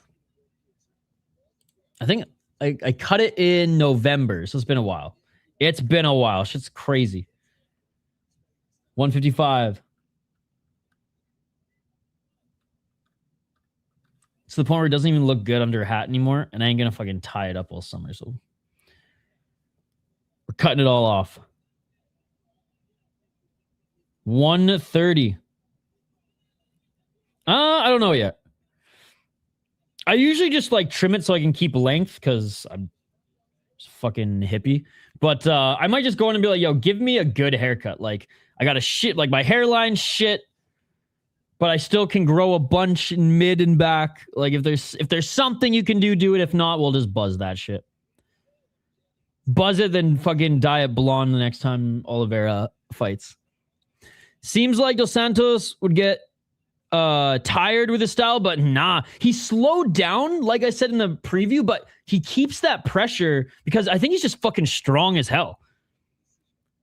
Oh, and he just does not stop. Like, if he decides to throw, he puts a lot into them, and they're connecting.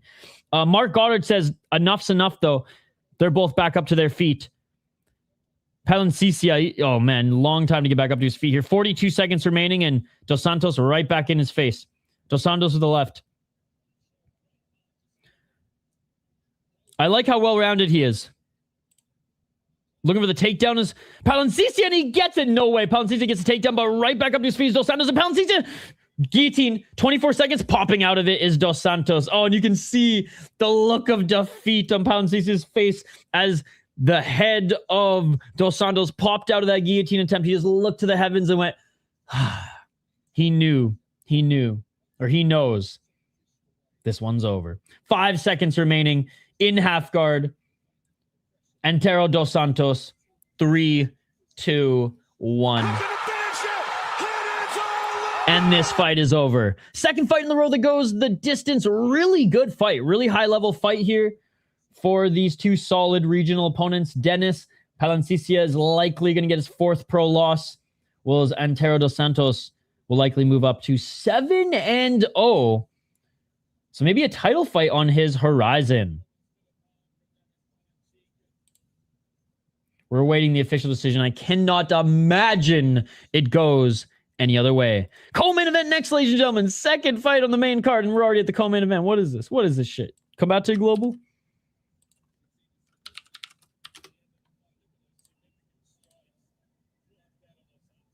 Yee. I'll go like it. By the way, he Angolian, not Jose. His last name is Dos Santos. Weird, right? Right? Maybe he's got a little Brazilian in him as well.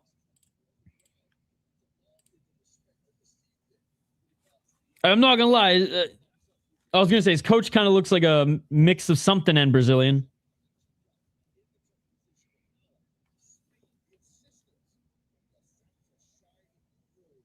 The coach is talking to him like there's going to be a sudden death 4th round. I like that.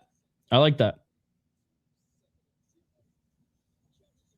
Oh, praying. Literally praying is Palancica. Dude, there's not enough prayers, bro. You're going to lose this fight.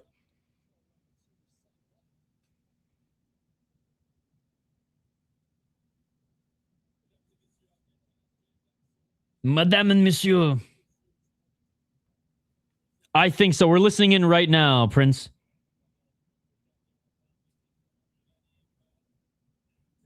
Yeah, Antero dos Santos. He dominated. He dominated.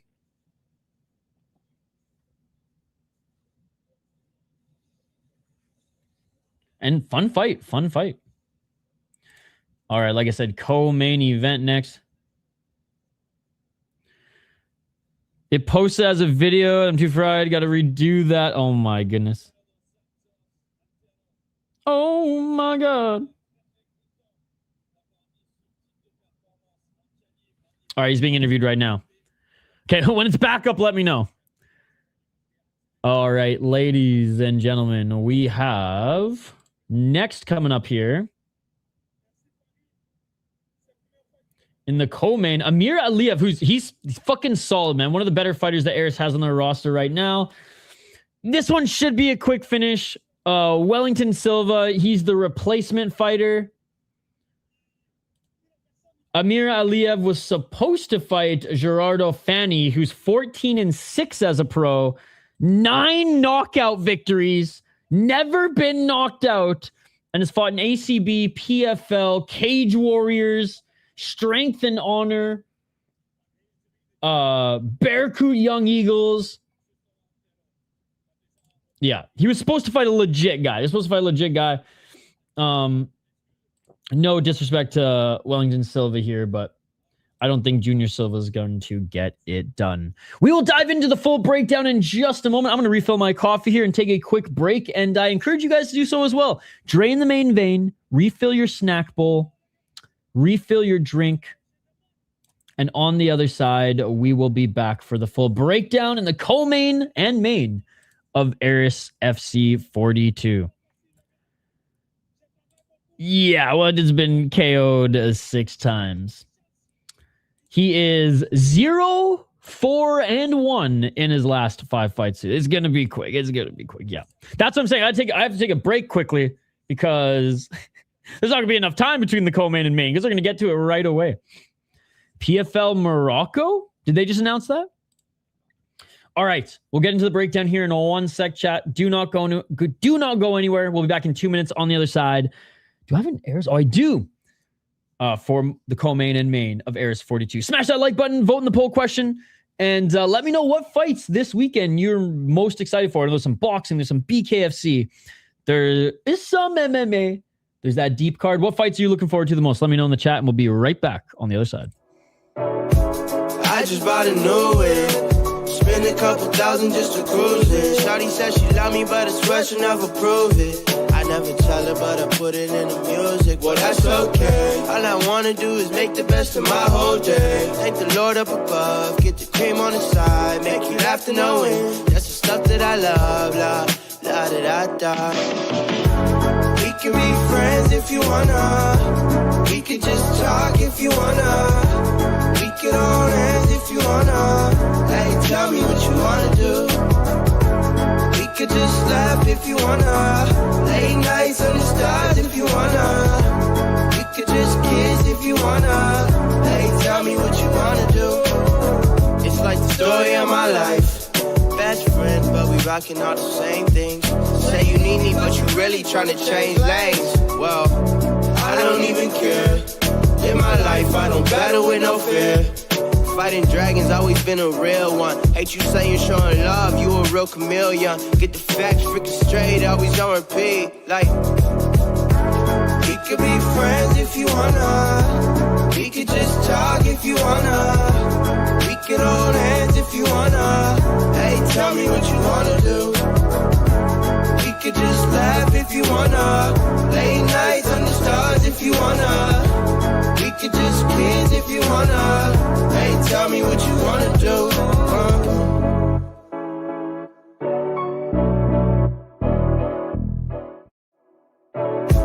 I I just bought a new whip. Spend a couple thousand just to cruise it. Shawty said she love me, but I swear she'll never prove it. I never tell her, but I put it in the music. Well, that's okay. All I wanna do is make the best of my whole day. Thank the Lord up above, get the cream on the side, make you laugh to no end. That's the stuff that I love, la da da da. We can be friends if you wanna. We can just talk if you wanna. We can hold hands if you wanna. Hey, tell me what you wanna do. We could just laugh if you wanna. Late nights under stars if you wanna. We could just kiss if you wanna. Hey, tell me what you wanna do. It's like the story of my life. Best friends, but we rockin' all the same things. Say you need me, but you really tryna change lanes. Well, I don't even care. In my life, I don't battle with no fear. Fighting dragons, always been a real one. Hate you saying showing love, you a real chameleon. Get the facts freaking straight, always on repeat. Like, we could be friends if you wanna. We could just talk if you wanna. We could hold hands if you wanna. Hey, tell me what you wanna do. We could just laugh if you wanna. Late nights under stars if you wanna. We could just kiss if you wanna. Hey, tell me what you wanna do.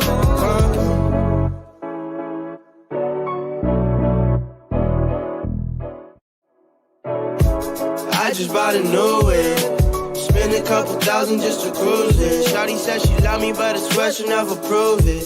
I never tell her, but I put it in the music. Well, that's okay. All I wanna do is make the best of my whole day. Thank the Lord up above, get the cream on the side, make you laugh to no end. That's the stuff that I love, la da da da. We can be friends if you wanna. We can just talk if you wanna. We can hold hands if you wanna. Hey, tell me what you wanna do. We could just laugh if you wanna. Late nights under stars if you wanna. We could just kiss if you wanna. Hey, tell me what you wanna do. It's like the story of my life. Best friends, but we rockin' all the same things. Say you need me, but you really tryna change lanes. Well, I don't even care. In my life, I don't battle with no fear. Fighting dragons, always been a real one. Hate you saying showing love, you a real chameleon. Get the facts freaking straight, always on repeat. Like, we could be friends if you wanna. We could just talk if you wanna. We could hold hands if you wanna. Hey, tell me what you wanna do. We could just laugh if you wanna. Late nights under stars if you wanna. We could just kiss if you wanna. Hey, tell me what you wanna do.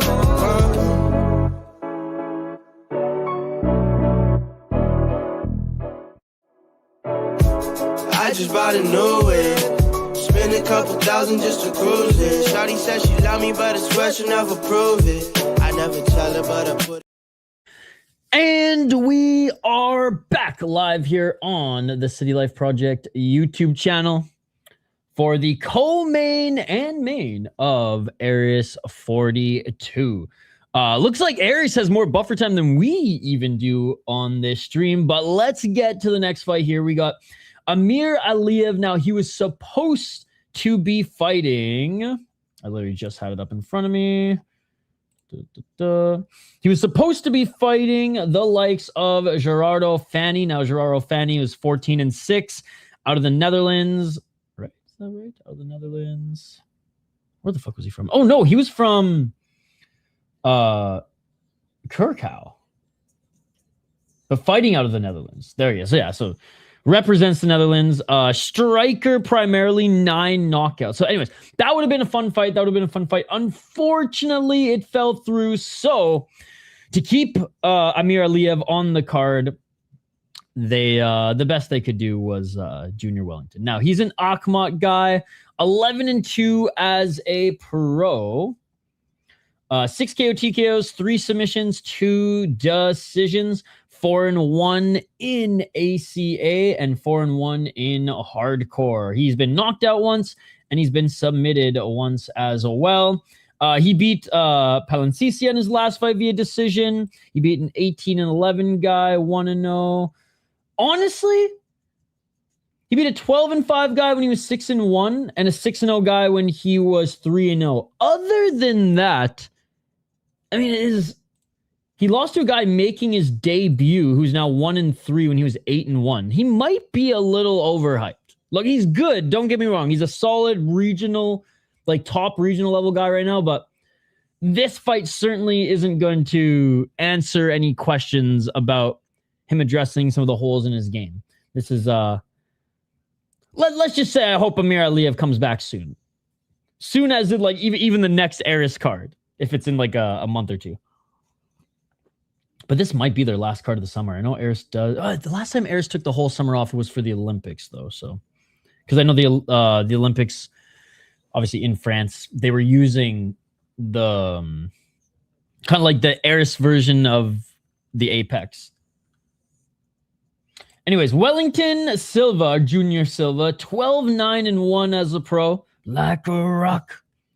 Rocks his moniker. 7 KOT KOs, 1 submission, 4 decisions, 6-1 in home fight championships. He had a draw against a 2-0 guy in his last fight, and has 4 losses in a row. He lost to an 8-0 guy, 5-0, 6-4, 9-6-1. So like he's been losing to good opponents. He's taking this fight on extremely short notice though. His best win was back in, oh my goodness, back in 2023 where he beat a 7-4 guy. Yep. He's got 7 knockouts, been knocked out 6 times, 1 submission, been submitted once, 4 decision wins, 2 decision losses. If Aliev can't beat him quickly, then I guess there's one of our questions that are answered. C'est quelle heure?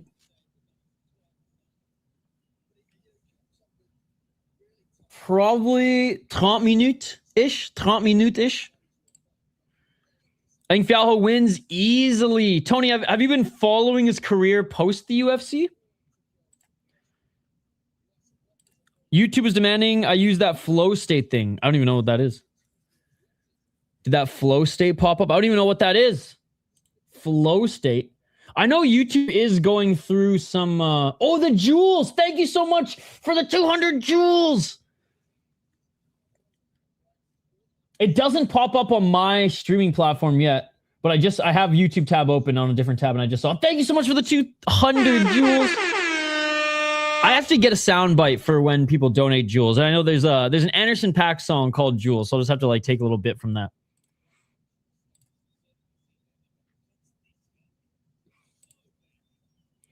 Yeah, I literally we've covered it on the channel. He is the iced big fucking whoop, bro. Ice cage fighting championship in a pretty favorable matchup. Now, he was their top guy, and I do like ice cage fighting, but it is very new. Finland is very, very thin for MMA talent. I do like that league is like half freak show, half actual fights, because that's what Poland's had a lot of success with outside of FEN and KSW. As far as a fighter, I think he's an excellent and well-rounded fighter. Unfortunately, his chin is in the dark days of Chuck Liddell days of chins. And he was very fortunate he was not tagged clean in his last fight. But mind you, he should have won his last fight, and he did. He should have won a few of his other fights as well. Now, the guy he's fighting here tonight, Zébo, not as experienced, not as well-rounded. But if he lands, bro, that's what I'm scared of. So easily, I think, is a stretch. Based on experience, should he win? Yes. But we've said that 4 other times outside the Ultimate Fighting Championship. And honestly, sir, also in the Ultimate Fighting Championship. Yeah, I watched it, Tony. I watched it. And I still am challenging your easily. Now, I hope you're right. Want nothing more than Fialho not to get knocked the fuck out. But the data... oh, his last few fights before the Finnish League, before Ice Cage, It made me bite my nails and sweat before watching him fight, my man. And I still feel the same here today. But let's hope that he actually starts a win streak now. There you go. Makwan Amirkhani is undefeated in Ice Cage. Enough said. Enough said. I do love Ice Cage, though. It is the best Finnish league right now. Not saying much, but it is. It is, as far as entertainment, and they're bringing in some good names as well. Mr. Finland himself. Hope so. How's your weekend going, Tony? Great to have you in the live chat. All right. Here we go. Both the fighters are in the cage. Again, Aliev should win easily, but he's lost to guys that he should have beaten easily in the past. I would have picked him to win against the knockout artist he was originally set to fight as well. But obviously, we're bullish on him here against the replacement fighter. Hell yeah, dude. Tony, you must be new to the channel. I have a whole video on Abu Hussein. We've covered a lot of his fights here, buddy. Welcome to the community, Tony. Welcome to the community. You got to catch up on our lore of Finland MMA here, my man. Here, I'll send you the video. I literally just did a video of him. I'm from Canada, but I've been living in the United States for a long time now. We were talking about before we watched Ice Cage. I thought there was fighting in an actual ice cage. That's Ice Wars. That's Ice Wars. Let's get it on. Round 1, and it's on hockey skates. Hey, shout out to Tony. Timu Solani's the GOAT. Oh, nice trip takedown by Aliev. Aliev's looking for the armbar. 4:32. Hey, the Minnesota Wild just got Olli Mata, another Finn hockey player. Knee by Aliev. Oh, big right elbow by Aliev. They're in the clinch. Separate. Dude, Abu Hussein's legit. It was actually better that he got cut from. Oh, big 1-2 by Aliev. He knocks down Junior. Junior's on the ground. Big right hand by Aliev. Aliev's back up to his feet. He's looking for his entry. Junior's trying to catch him in a triangle or something. In half guard now by Aliev. Is the guy Fialho beat in his last one any good? Also, Aliev starting hot. He was good for the Finnish regionals. So, we're never going to see him in a major organization, but... Well, if we do, good for him, but I you know. Nice job controlling half guard here. How many fights for this card got canceled? Just check the... Oh, dude! 4 fights got canceled. 1 fight got reworked, which was this one. Omar Shaban's another good Finn. I honestly think that Abba's better. I think Abdul Hussein is one of the best Finnish prospects. Yeah, Marquand is... I'm sorry, he's not what we thought he was, and he's washed. But he still has the best Tapology picture. 307 in half guard, knees planted. Sorry, my fucking ring light just ran out of battery, and my charger's in the other room. Let's go, sis. 232 in half guard. Shaban GOAT. Omar Tugarev GOAT. Hey, shout out to the chili dogs. 238. I don't even know what I'm making for dinner. Probably something boring. I got some broccoli, peppers, and some ground turkey. I'm honestly probably just going to throw all that in the pan and make a slop FC. Slop Food City, baby. 223. But anyways, Tony, I just posted a link in the chat. Go watch that video. It was a clip from our membership stream.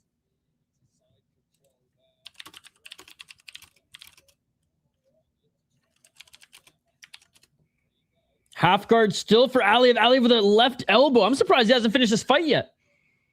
Hey, what's up, Scott? I'm going to be having pork tenderloin with early pears and potatoes, fresh cucumber and avocado. That sounds amazing. Hey, cheers, Tony.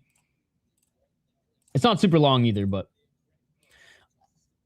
And if you like that clip and the other clips I post, consider becoming a member, as we do membership streams every week or every 2 weeks, depending on the news. Oh, full mount. Aliev finally into full mount, landing elbows. Right elbow. Let's see if you can snatch an arm. Let's see if you can snatch an arm. Oh, right elbow. High mount too. By Aliev. 123. Scrambling from the bottom is Junior, but all right. Armbar attempt. Aliev snatching it. Extending it. Oh, good scramble by Junior. Oh, he catches the arm again. He catches the arm again, and this is all over. He ends up finishing it in the first round. Hey, lasting longer than I thought was a Wellyton Junior Silva, but Amir Aliev with the layup, short notice replacement fight. He gets it done in the first round. I don't know what is going on there. I thought Richie Miranda should have been signed last summer, to be perfectly honest. Could have been faster, but nice finish. Absolutely.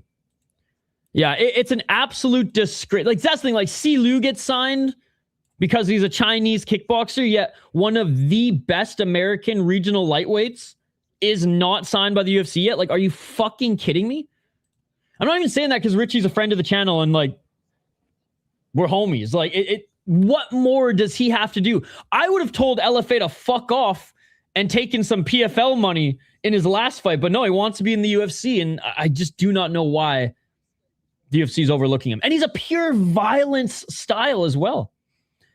Yeah, I don't give a single fuck about the Conor comeback at all, dude. Not even a little bit. I don't even believe he's going to make it to the cage. We still have, what, 10 or 11 days? 10 or 11 days? Conor McGregor has been irrelevant as a fighter for so long. Until he's actually in the cage, I don't even think I'm going to feel anything. Excitement or anything. Because he's literally a nothing burger in the world of MMA to me right now. Let's see if he comes back, though, and actually fights more than once. Then he'll spark my interest. But until then, there's so many other fighters I am way more excited to watch daily, weekly, than Conor fucking cocaine McGregor. I thought they were going to sign him after Douglas said to pick him up after his fight. Yup. Richie not getting signed is a joke. Richie Lewis would have gone straight to Dana White Contender Series if Richie didn't destroy him. Dude, Richie Miranda, he's too good for Contender Series.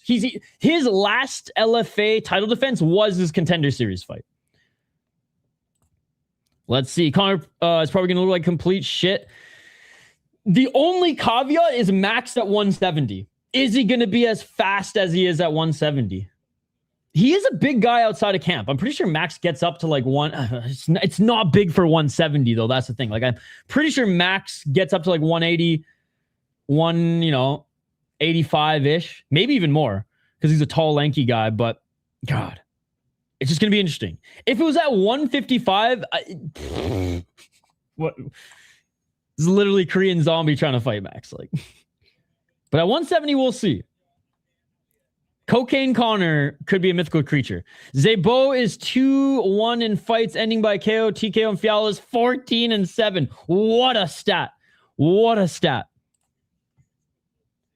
Again, Fialho is the better, well-rounded, more experienced fighter.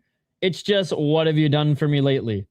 And other than a win in a Finnish promotion, which love it, but let's not pretend it's even close to like a top regional organization yet. Hoping to see it grow. Hoping to see it grow. It's crazy. Jordan Zébo, 10-1 already. He's been putting together a pretty solid little career. Solid, medium-sized career now.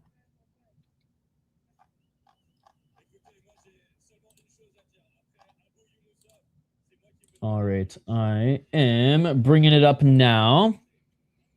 And we'll do our breakdown. Again, smash that like button if you haven't already, guys. It's a short but sweet stream. We cover a lot of Aris FC, especially now that it's back on UFC Fight Pass. I think the last one we did was in April. We missed a couple, but definitely going to be covering a 43. Hopefully it's not all the way in September. And we'll go over our full schedule here this weekend. We're streaming later tonight. We are streaming all day Saturday and into Sunday morning with Deep as well. Who's going to win? Fialho or Zébo? Well, we're not fortune tellers, man. We're not fortune tellers. All right. Jordan Zébo. 10-1 as a pro.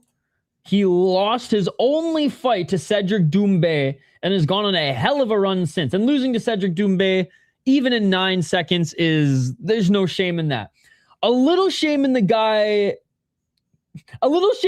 to Doumbé actually only because of his walkout. Doumbé walked out with a mattress that said Bonne Nuit Jordan, which translates to Good Night Jordan, which was one of the most badass walkouts ever. But other than that, I mean, he was 4-0 going into that one. He went 3-3 as an amateur, but he's 4-0. Hadn't really fought anyone of note. And then, yeah, Doumbé fucking slimed him. Then he beat a 4-2 guy, 3-2. Vincent Del Guerra, whatever, 31-21. Then beat Wisame, who was solid. He was 7-1. Then beat Baki. Knocked out Baki. TKO'd him in the 4th round. Then beat Mustafaev, who was 10-2. Like his last 3 wins have been excellent. Not just good, excellent. Definitely more of a striker, but grappling okay. And he's going up against the chinny Andre Fialho, who at only 32 years of age, it seems like he's a certified unk right now with the damage he's taken throughout his career. I believe he's still out of Killcliff, but living and still lives in Portugal. 14 knockout wins for Fialho. He's got that knockout power too. 7 knockout losses, and we've seen more knockout losses recently than wins. He's never been submitted, and he has 1 submission win, 2 decisions, 2 decision losses. He went 2-5 in the UFC, 4-1 in Bellator, 1-1 no contest in PFL, and 0-1 in LFA. Honestly, guys, his last competitive fight in the UFC was against Michel. Was it? Didn't he fight? Hold on. Did he fight? Never mind. I thought I fought someone else. Yeah, his last competitive fight was against Michel Pereira. That was actually a really good fight. Then he lands 2 first round knockouts against Baeza and Van Camp. 2 solid wins. Then Jake Matthews knocks him out. Then Salikov knocks him out. Then Buckley knocks him out. Then fucking Dirty Bird Tim Means knocks him out. Then he goes up against a guy in UAE Warriors who he should win, who hasn't won since he knocked out Fialho. Goes to ice cage fights in Finland and beats the amazing Oli Santalati, who was 19-8 going into that with 3 KO TKO losses. Did have a lot of submissions, but just couldn't take Fialho down. A guy who fought in Brave and Cage Warriors, but had under 500 records in those. He was on a 5-fight win streak, beating Matuz Reebok, which was probably the best win in that streak. A 5-2 guy and 3-1 in Ice Cage, but both those guys have not gone on to have found any success since, and honestly weren't even that great coming in. A Sirugan in the cage. He's at every Aris card with the UFC belts wrapped around his shoulder. Yeah, I'm going Jordan Zébo, but put it this way, if this goes the distance, Fialho probably wins. If this goes the distance, Fialho probably wins. Is there a chance that he could knock out Zébo? He still has that knockout power. That was always his bread and butter. Why he became chinny, chat, was because he got himself into so many wars early in his career. And then struck fire with some win streaks that got him into the Ultimate Fighting Championship. I think he wins. I think he's the best guy out of all their Middle Eastern signings. Right? Now, don't get me wrong. It was probably Baku's worst look ever, but still. Yep. The Uncle Alert is crazy. Fialho is a bit young, but in fight years, he counts. Zébo and Fialho have the same knockout ratio. That's so funny. Oh, God, and the hammer fist on Baki. The crazy thing is Fialho doesn't get KO'd in the first a ton. If no KO in the first, definitely eye pokes. Well, he is a Fernand Lopez guy. All right, let's find some of Zébo's recent highlights for you here, guys. All right, they're a little bit of buffer time here as they are talking with Silbogamen. But I mean, look, it's been 2 hours and 20 minutes. The crowd, I mean, they got to get some of their money's worth, right? They were supposed to have how many fucking fights? 4 additional fights?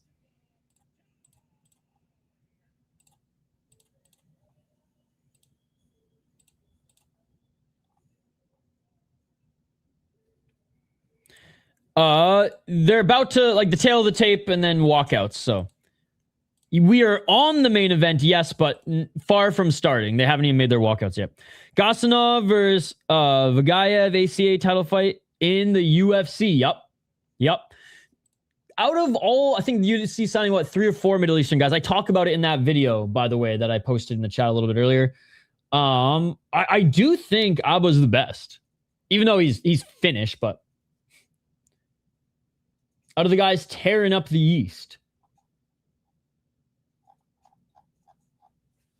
All right, let's find some. We already did the breakdown.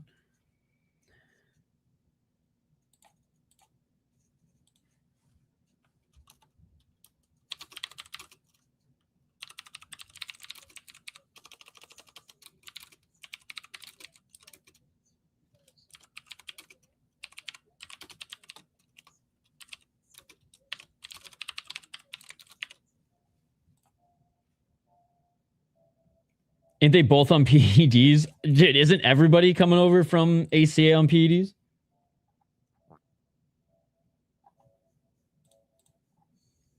All right, they still haven't made their walkouts there on commercial break. All right, here was the backy. Well, here's one view of it anyways. I mean, 100% thought Baki... I mean, I'm surprised that fucking Baki didn't sign with the UFC. What do you think about fighting organizations where they can only strike and they go one shot by one shot? Well, then it's not a fighting organization. End of story. One fighter pressures the other or short... Well, if it's one shot for one, then by definition, you can't have a short combo. I don't know what you're asking, but that sounds dumb as fuck, to be perfectly honest. Sorry if it's your idea. I don't mean to be mean, but like... This sounds like power slap, but with punching. Which isn't fighting. I like fighting. If we want to watch kids on the school ground take shot for shot like we did in high school, I would rather not watch those TikTok live streams, but to each their own, brother. To each their own. I mean, there's probably TikTok FC out there where like fucking punks in high school just literally punch each other shot for shot. Sounds like the type of idea you get when you're high as fuck. I feel like I did that. I feel like I competed in that in high school. There's probably a picture of me if you scroll down on Facebook fucking from 15 plus years ago of me and the boys literally punching each other. In the early Facebook days where you could outsmart your parents from finding the pictures of you with beers in your hands. The one promotion Napoleon did a video on. He did a video on multiple wacky promotions. Yeah, like power slap, but they can strike anything in the cage, not standing, but still moving as well. That sounds pretty... I'd rather watch fucking Waffle House street fights than that shit. X-Arm! Yes! Abba will be in the UFC top 15 bantam so quickly. Honestly, so MMA? I agree. I think he is one of the better recent signings. Yep. Absolutely. I agree.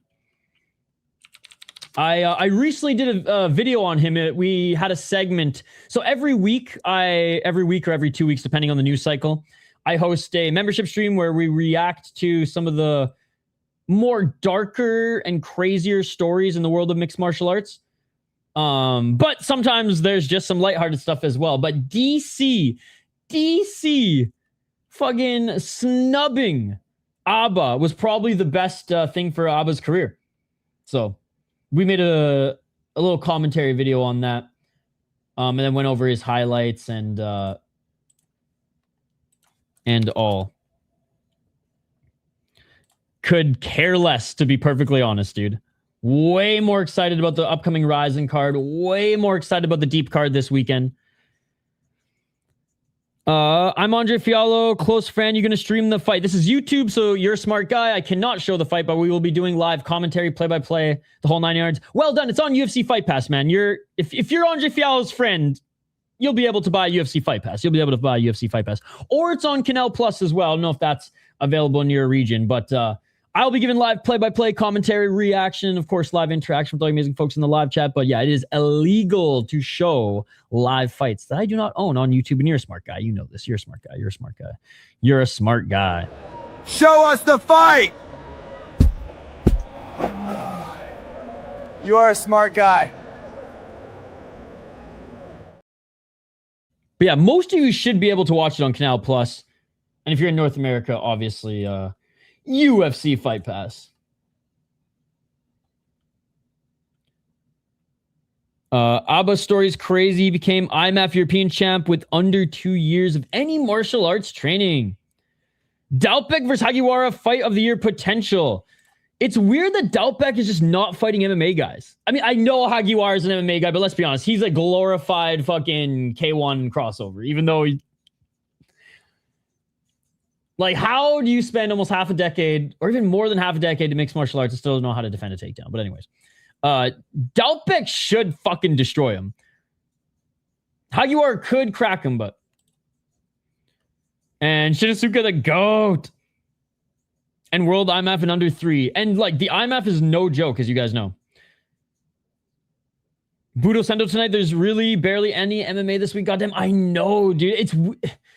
It's annoying because it's like, this would be such a good weekend for even a lot of the top regional North American leagues. Like, I know it was Canada Day a few days ago, but like, why can't BFL Unified take advantage of this weekend? Again, it all comes down to arena and venue availability at the end of the day. And MMA fans, we overlook that a lot. But come on, bro. We knew the UFC wasn't going to go down this weekend. I'm covering BKFC tonight. And then probably a little bit of Budo. It's a very small organization, yeah. Why is Kondo on every card? Because you know why? He makes Ryzen so much money because so many groupie chicks buy his merch.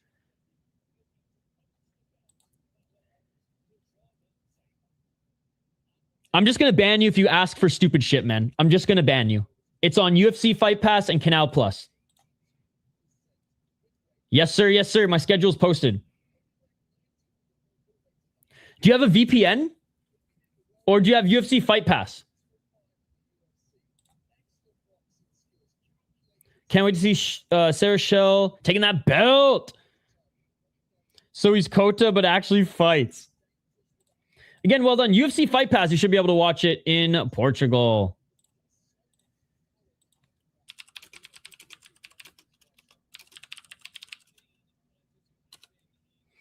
Fialho looking unk with this beard, bro. 19-1 is Abba's real amateur record. Sad the typology shows only IMAF and night event amateur records. In fairness, as far as like amateur goes, I agree with most of Tapologies as like it being legit amateur ranking worthy like matchups and organization. But as far as fights, I wish they would have at least showed the last ones and flagged them.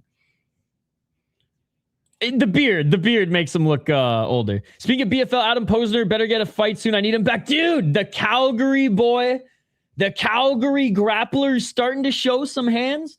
He's not ready for the Ultimate Fighting Championship or a major organization yet, but man, is he fun to watch. And he's getting better every time we watch him. All right, the fighters are making their walkouts now. The fighters are making their walkouts now. Jordan, the champ, Zébo,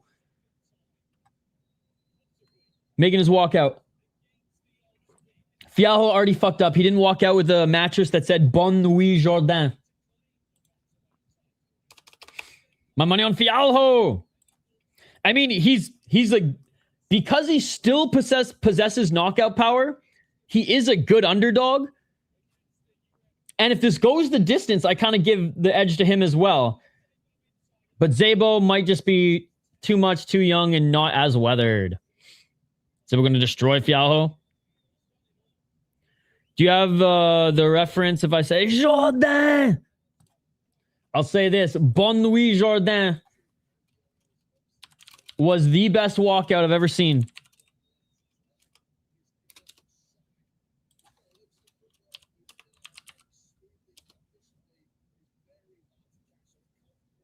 Let's see if I can find that.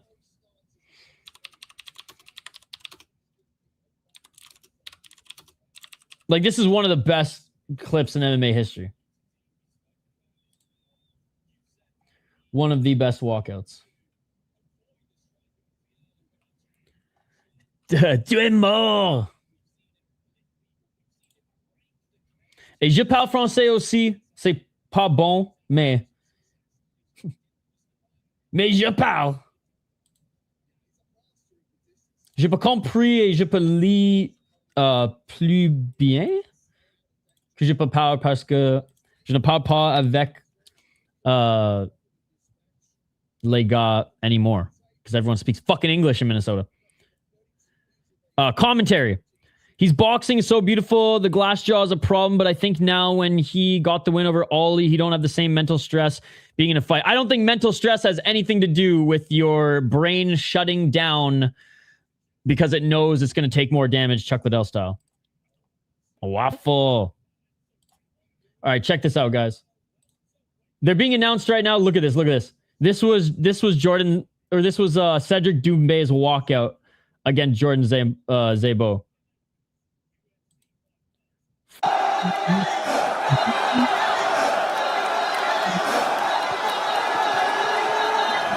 Bro.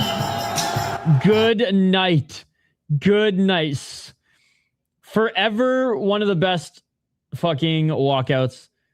That one guy in Sweden who did the Trump assassination parody was pretty good too. Was that FNC or was that the Swedish league? I forget, but regardless. Fight's about to begin, chat. Hook. Well, I mean, he's got really good hooks too. He's an over 80 plus kickboxer who spent his glory days in glory. Former glory champ as well. I think he does a... I disagree. Wholeheartedly disagree. If that was the case, Soy, I wouldn't have been knocked out as much when I was fighting just literal martial arts competitions. I was confident as all hell. Still got fucking knocked out. Now, I was terrible compared to my peers, but... Now, I'll say putting yourself in better positions, being more confident, sure. But Chuck Liddell was just as confident going into every single one of his fights, and towards the end, he still got fucked up. What's up, Slappy? What's the line on Zébo in the first 2.5 minutes? I have no idea, Slappy. I'm the wrong person to ask betting odds for. How are you doing, by the way? It's been a while. Thank you so much for still being a member. Thank you so much for dropping by. Slappy, one of the OGs of the channel.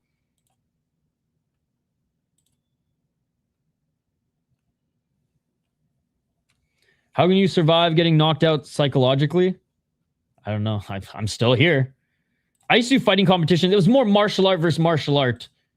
I got knocked out way too many times. That's why I'm dumb as fuck. Let's get it all. Round one. His last, he was really stiff, but when it went later, he got much more relaxed and wasn't afraid to throw more, but I don't know. I was impressed with his last fight, Soy. I agree. I was happy. I'm rooting for him. I'm rooting for him. 4:39, round one, ladies and gentlemen. If you ask for free links, you get banned. It's not my fault that you're not smart. So get that shit out of the live chat. It's on CANAL Plus and UFC Fight Pass. If you can't watch it there, I'm sorry. You're not an MMA fan. 420. Smoke him if you got him. High kick by Zébo. Blocked by Fialho. 414. That, and I think I was just stubborn. My parents were smart not putting me in ice hockey. I would have got my fucking ass kicked. Glad they put me in fighting to toughen me up a bit, even though it wasn't great. 4 minutes. Fialho looking for that left hand. Oh, Zébo with the left. And Fialho blocked it, but it didn't even straggle him much. Or stagger him much, I should say. Straggle him much. Jeez. 3:44. Fialho with a feint. Fialho with right hand. Zébo looks a little quicker, but 5 rounds if needed. 5 rounds if needed, chat. 3:31. High kick attempt by Zébo, blocked by Fialho. Oh, 100%. 100%. It's not even... different mentality. I shouldn't say it's not even close, but yeah, 100%. 3:13. Especially if you're not a superstar. If you're like just a roster player, it's... Oh my God. 82 game season. Getting hit every single night. Sometimes having to fight too. Oh, big left hand by Zébo. He dropped Fialho. Dropped Fialho. Fialho's trying to get back up to his feet. Fialho still there. Still there. Was able to dodge and a follow-up shot by Zébo. He's on his feet. Oh, Zébo lands another left. Zébo swinging for the fences. Swinging for the fences. Oh, left hand by Zébo. Hammer fist by Zébo. More hammer fist by Zébo. In the top position. Fialho still surviving. Still surviving. Uppercut. We're literally calling a fight right now. 2 minutes and 30 seconds. It's not my fault you don't understand hockey. We're calling the fight right now. 2 minutes and 25 seconds. Zébo looking for the... I mean, why didn't you ask me this earlier? Why didn't you save it till earlier or till after? Why? 2:17. Oh, Fialho. Another hammer fist. I mean, 82 game season, enough should answer your question, but crazy. 2:05. Knee to the body. Getting hit every night. Skating. Up to fucking 40 to 50 kilometers an hour. Oh! Still on his feet. Fialho. Left elbow by Zébo. This ref is being mighty generous that this is still going. Fialho. Still in this. Eats a left elbow by Zébo. Zébo is over swinging. Well, I can't answer you mid-fight, dude. I'm sorry. 1:30. Right uppercut by Fialho. Left hook by Fialho. 1:24. He hasn't starched him yet. 1:18. But Zébo's getting tired because he was over swinging. Oh my goodness. Shot to the body by Zébo. Fialho's still in this. Fialho with a right uppercut. Right hand by Zébo. Fialho. 1-2. Zébo's already tired, bro. Zébo's already gassed himself out. 56 seconds. Left hand by Fialho. The chin surviving. Oh, Zébo with the left. Fialho with the left. Fialho's in zombie mode. I'm literally calling the fight. Listen. 42 seconds. Fialho survived the early storm, and Zébo's tired.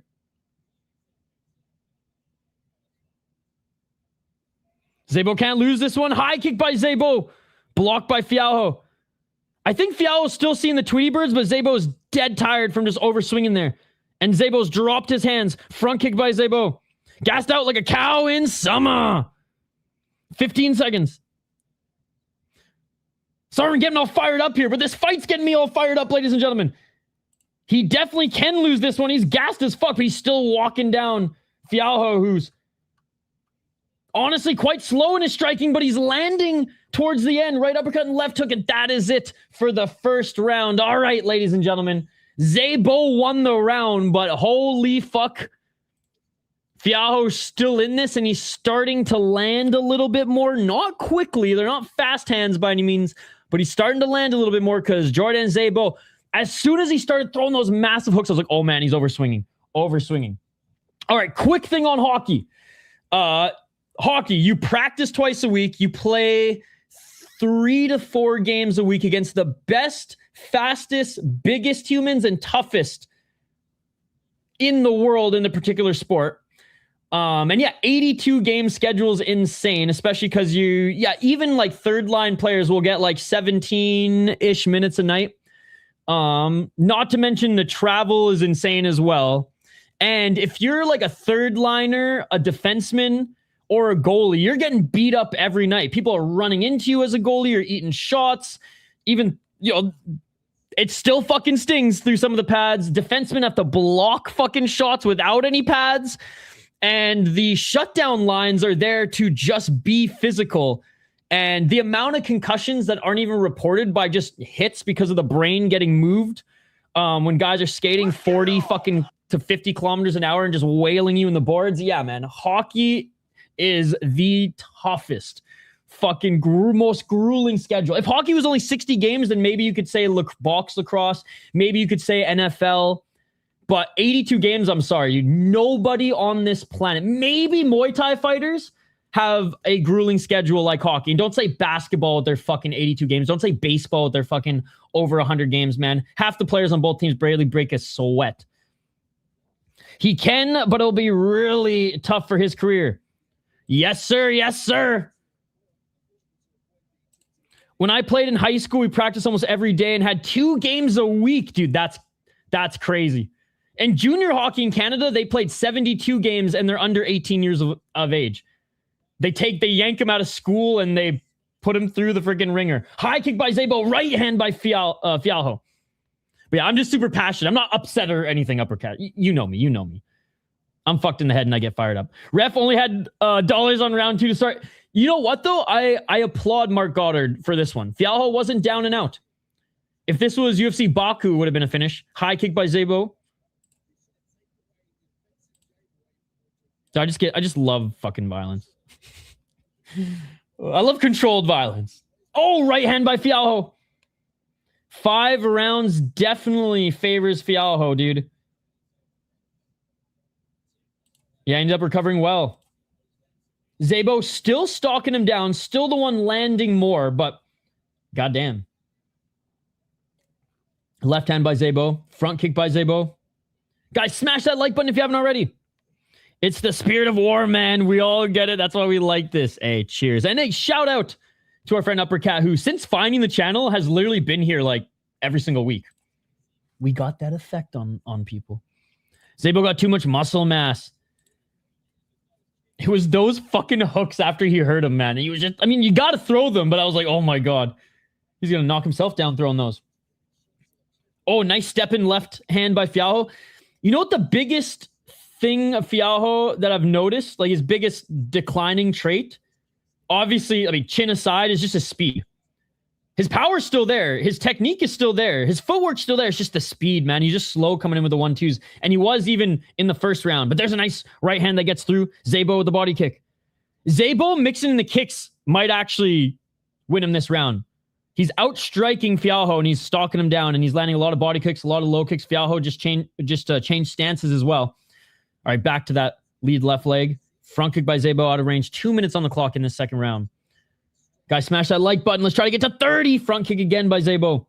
Zébo's hands are down, though. Those step-in uppercuts by Fialho could find their home. Low kick by Zébo again. Constantly making Fialho move on the back foot. Oh, they're back at center.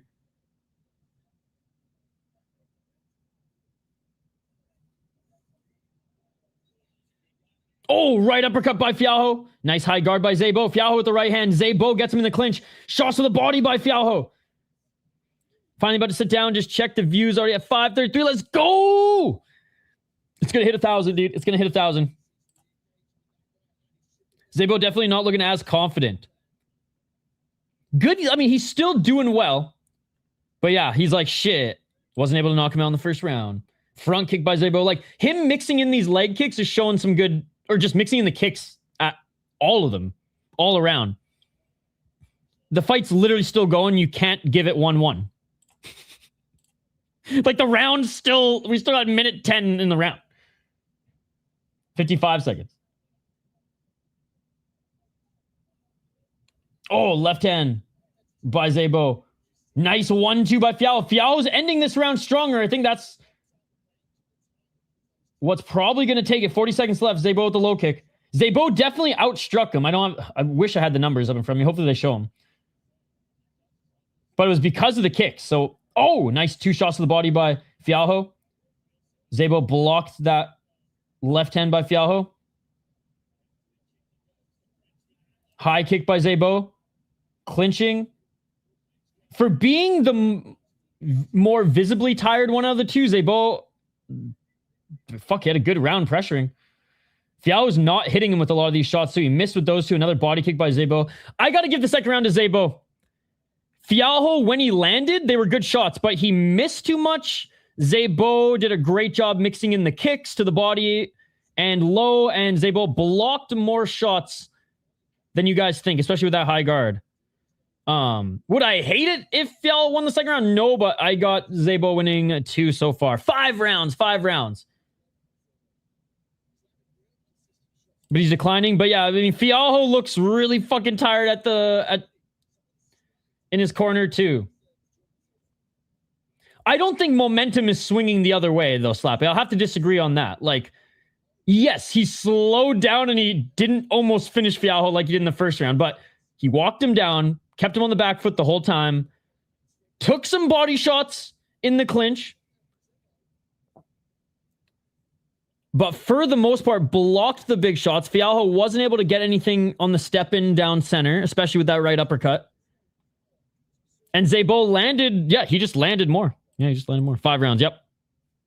So 3 more rounds to go, if needed. Dude, Zébo is outstriking him 48-14. Get the fuck out of here with your 1-1, bro. Love your Rune, but nah. Let's get it all. Round 3. The eye test, or the analytics affirmed the eye test there. The analytics affirmed the eye test. 447, round number 3. Left hand by Fialho. This is the most important round for Fialho so far. If he can win this round, he's still in this fight.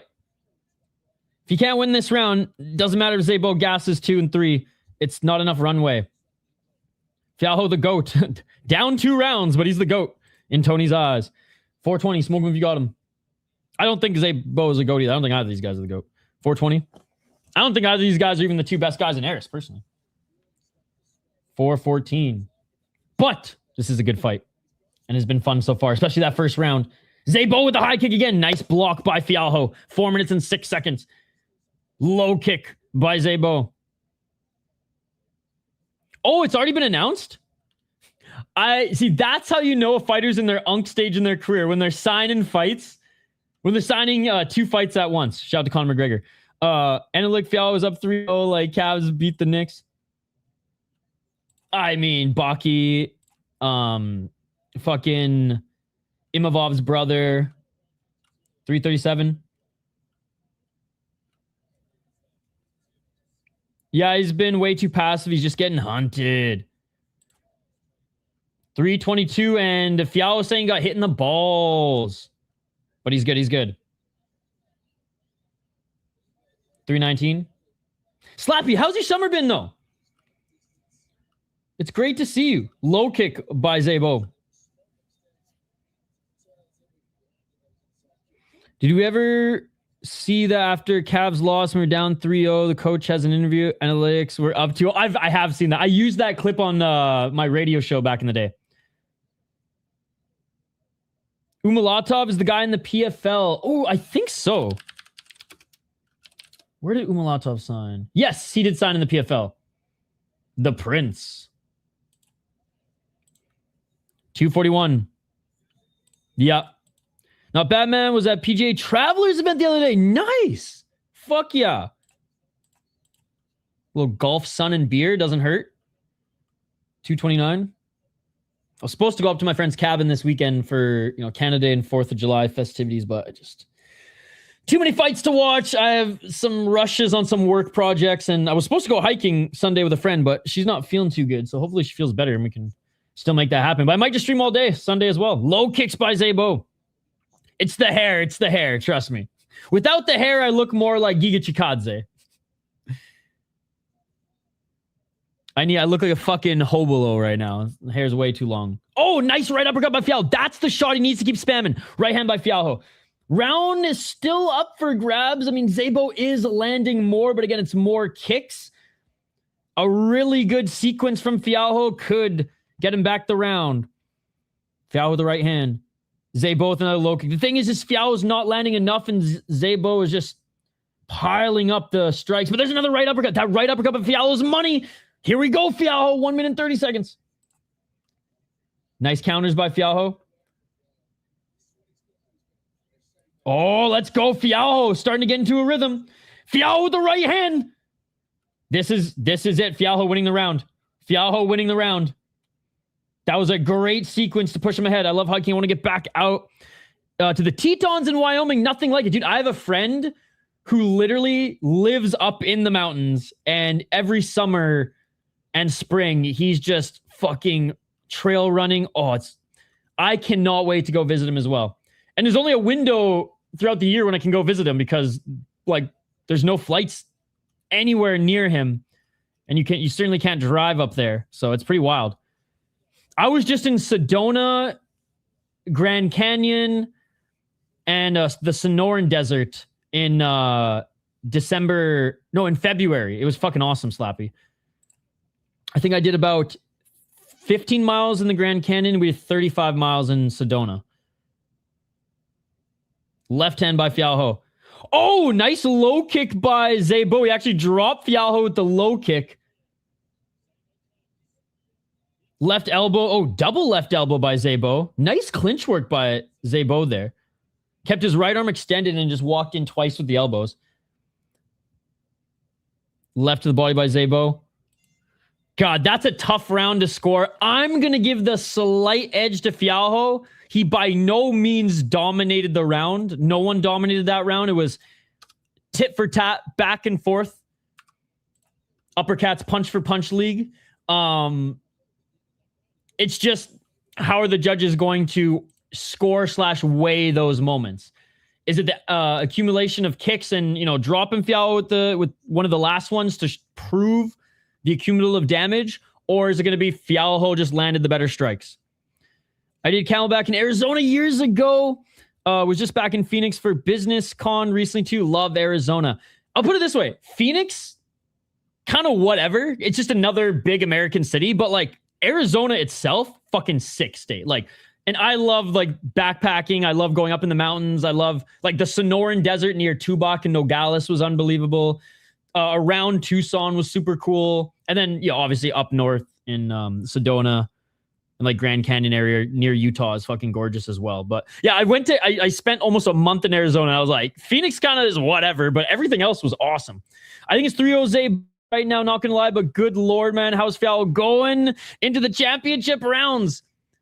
It very well could be 3-0 Zébo as well. I'm giving benefit of the doubt for the more powerful shots, but Zébo's still outstriking him. It's either 3-0 or 2-1 as we enter the fourth round. Front kick by Zébo. Those shots to the body, man. Low kick by Zébo. Zébo light on his feet here to start the fourth round. Another low kick, probably 3-0. Guys, smash that like button. We're probably not going to hit 30, but there's 23 of you right now. If all of you smash that like button, we might get close to our like goal of 30 likes. Left hand by Fialho. Another left hand by Fialho. The thing is, some of them aren't landing, so it's tough. Oh, Zébo tried for the fucking judo sweep. Tried to get his left arm around the side of Fialho's neck and sweep out the leg. Fialho with the left jab. Low kick by Zébo. Low kick by Zébo again. Fialho didn't like that. Zébo pushes him to the ground. Jumping on him here is Zébo, but Fialho back up to his feet. 343. Low kick by Zébo. Oh, left hand in the clinch by Fialho. Fialho with a couple of right shots to the body. Nice right hand by Fialho. Low kick by Zébo. Zébo in the clinch. Big knee by Zébo. Zébo's a right eye looking rough, but not that it's going to matter. Yeah, it's that step-in uppercut by Fialho. That's been his best shot. Oh, nice left by Zébo. Front kick by Zébo. The power that Zébo had in the first round is gone because Fialho was taking these shots. And Fialho's breathing out of his mouth right now, too. God, if what's his name? If Dos Santos was in this, he'd be spinning Heel kicking Fialho left, right, and center. Low kick by Zébo. Zébo the right. Oh, there's the uppercut. Dude, how is it that every fucking uppercut thrown he's landed? Nice left elbow by Zébo. Zébo looking for a knee in the clinch. They've each landed decent shots in the clinch. 17 likes. Come on, guys. Like. Let's go. 231. Back at center. Left jab by Fialho. Low kick by Zébo. This is a lot like round 3, except Fialho hasn't thrown as many combos yet. 2 minutes and 14 seconds, though. And Zébo starting to slow down. That pep in his step that he started the round with is kind of gone. And yeah, that right eye of his starting to swell. Left hand by Zébo. Left elbow by Zébo. Zébo's looking to try to draw blood, I think, eh? Low kick. Zébo's hands have completely dropped. He actually had a really good high guard in round 3 and 2, but his hands have completely dropped. Oh, front kick to the body by Zébo. Zébo continuing to push Fialho back. High kick by Zébo. Zébo elbows. Oh, that Fialho didn't like that.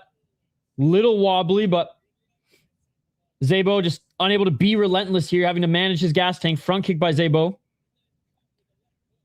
Low kick by Zébo. Ouch. Low kick by Zébo again. Oh, big left elbow by Zébo. Oh my goodness, Zébo with the elbows in the clinch. Fialho starting to fade. Fialho starting to fade. Zébo looking for the back take. Oh, more right hands by Zébo as he's controlling Fialho up against the cage. 113. Hammer fist. Oh my goodness. There, he's cut now. He drew blood. 1 minute and 5 seconds. Can Fialho get out of this? That Dan Henderson special uppercut under the shoulder. Hammer fist now to the side of the head. 51 seconds. Can Fialho survive the round, chat? Can Fialho survive the round?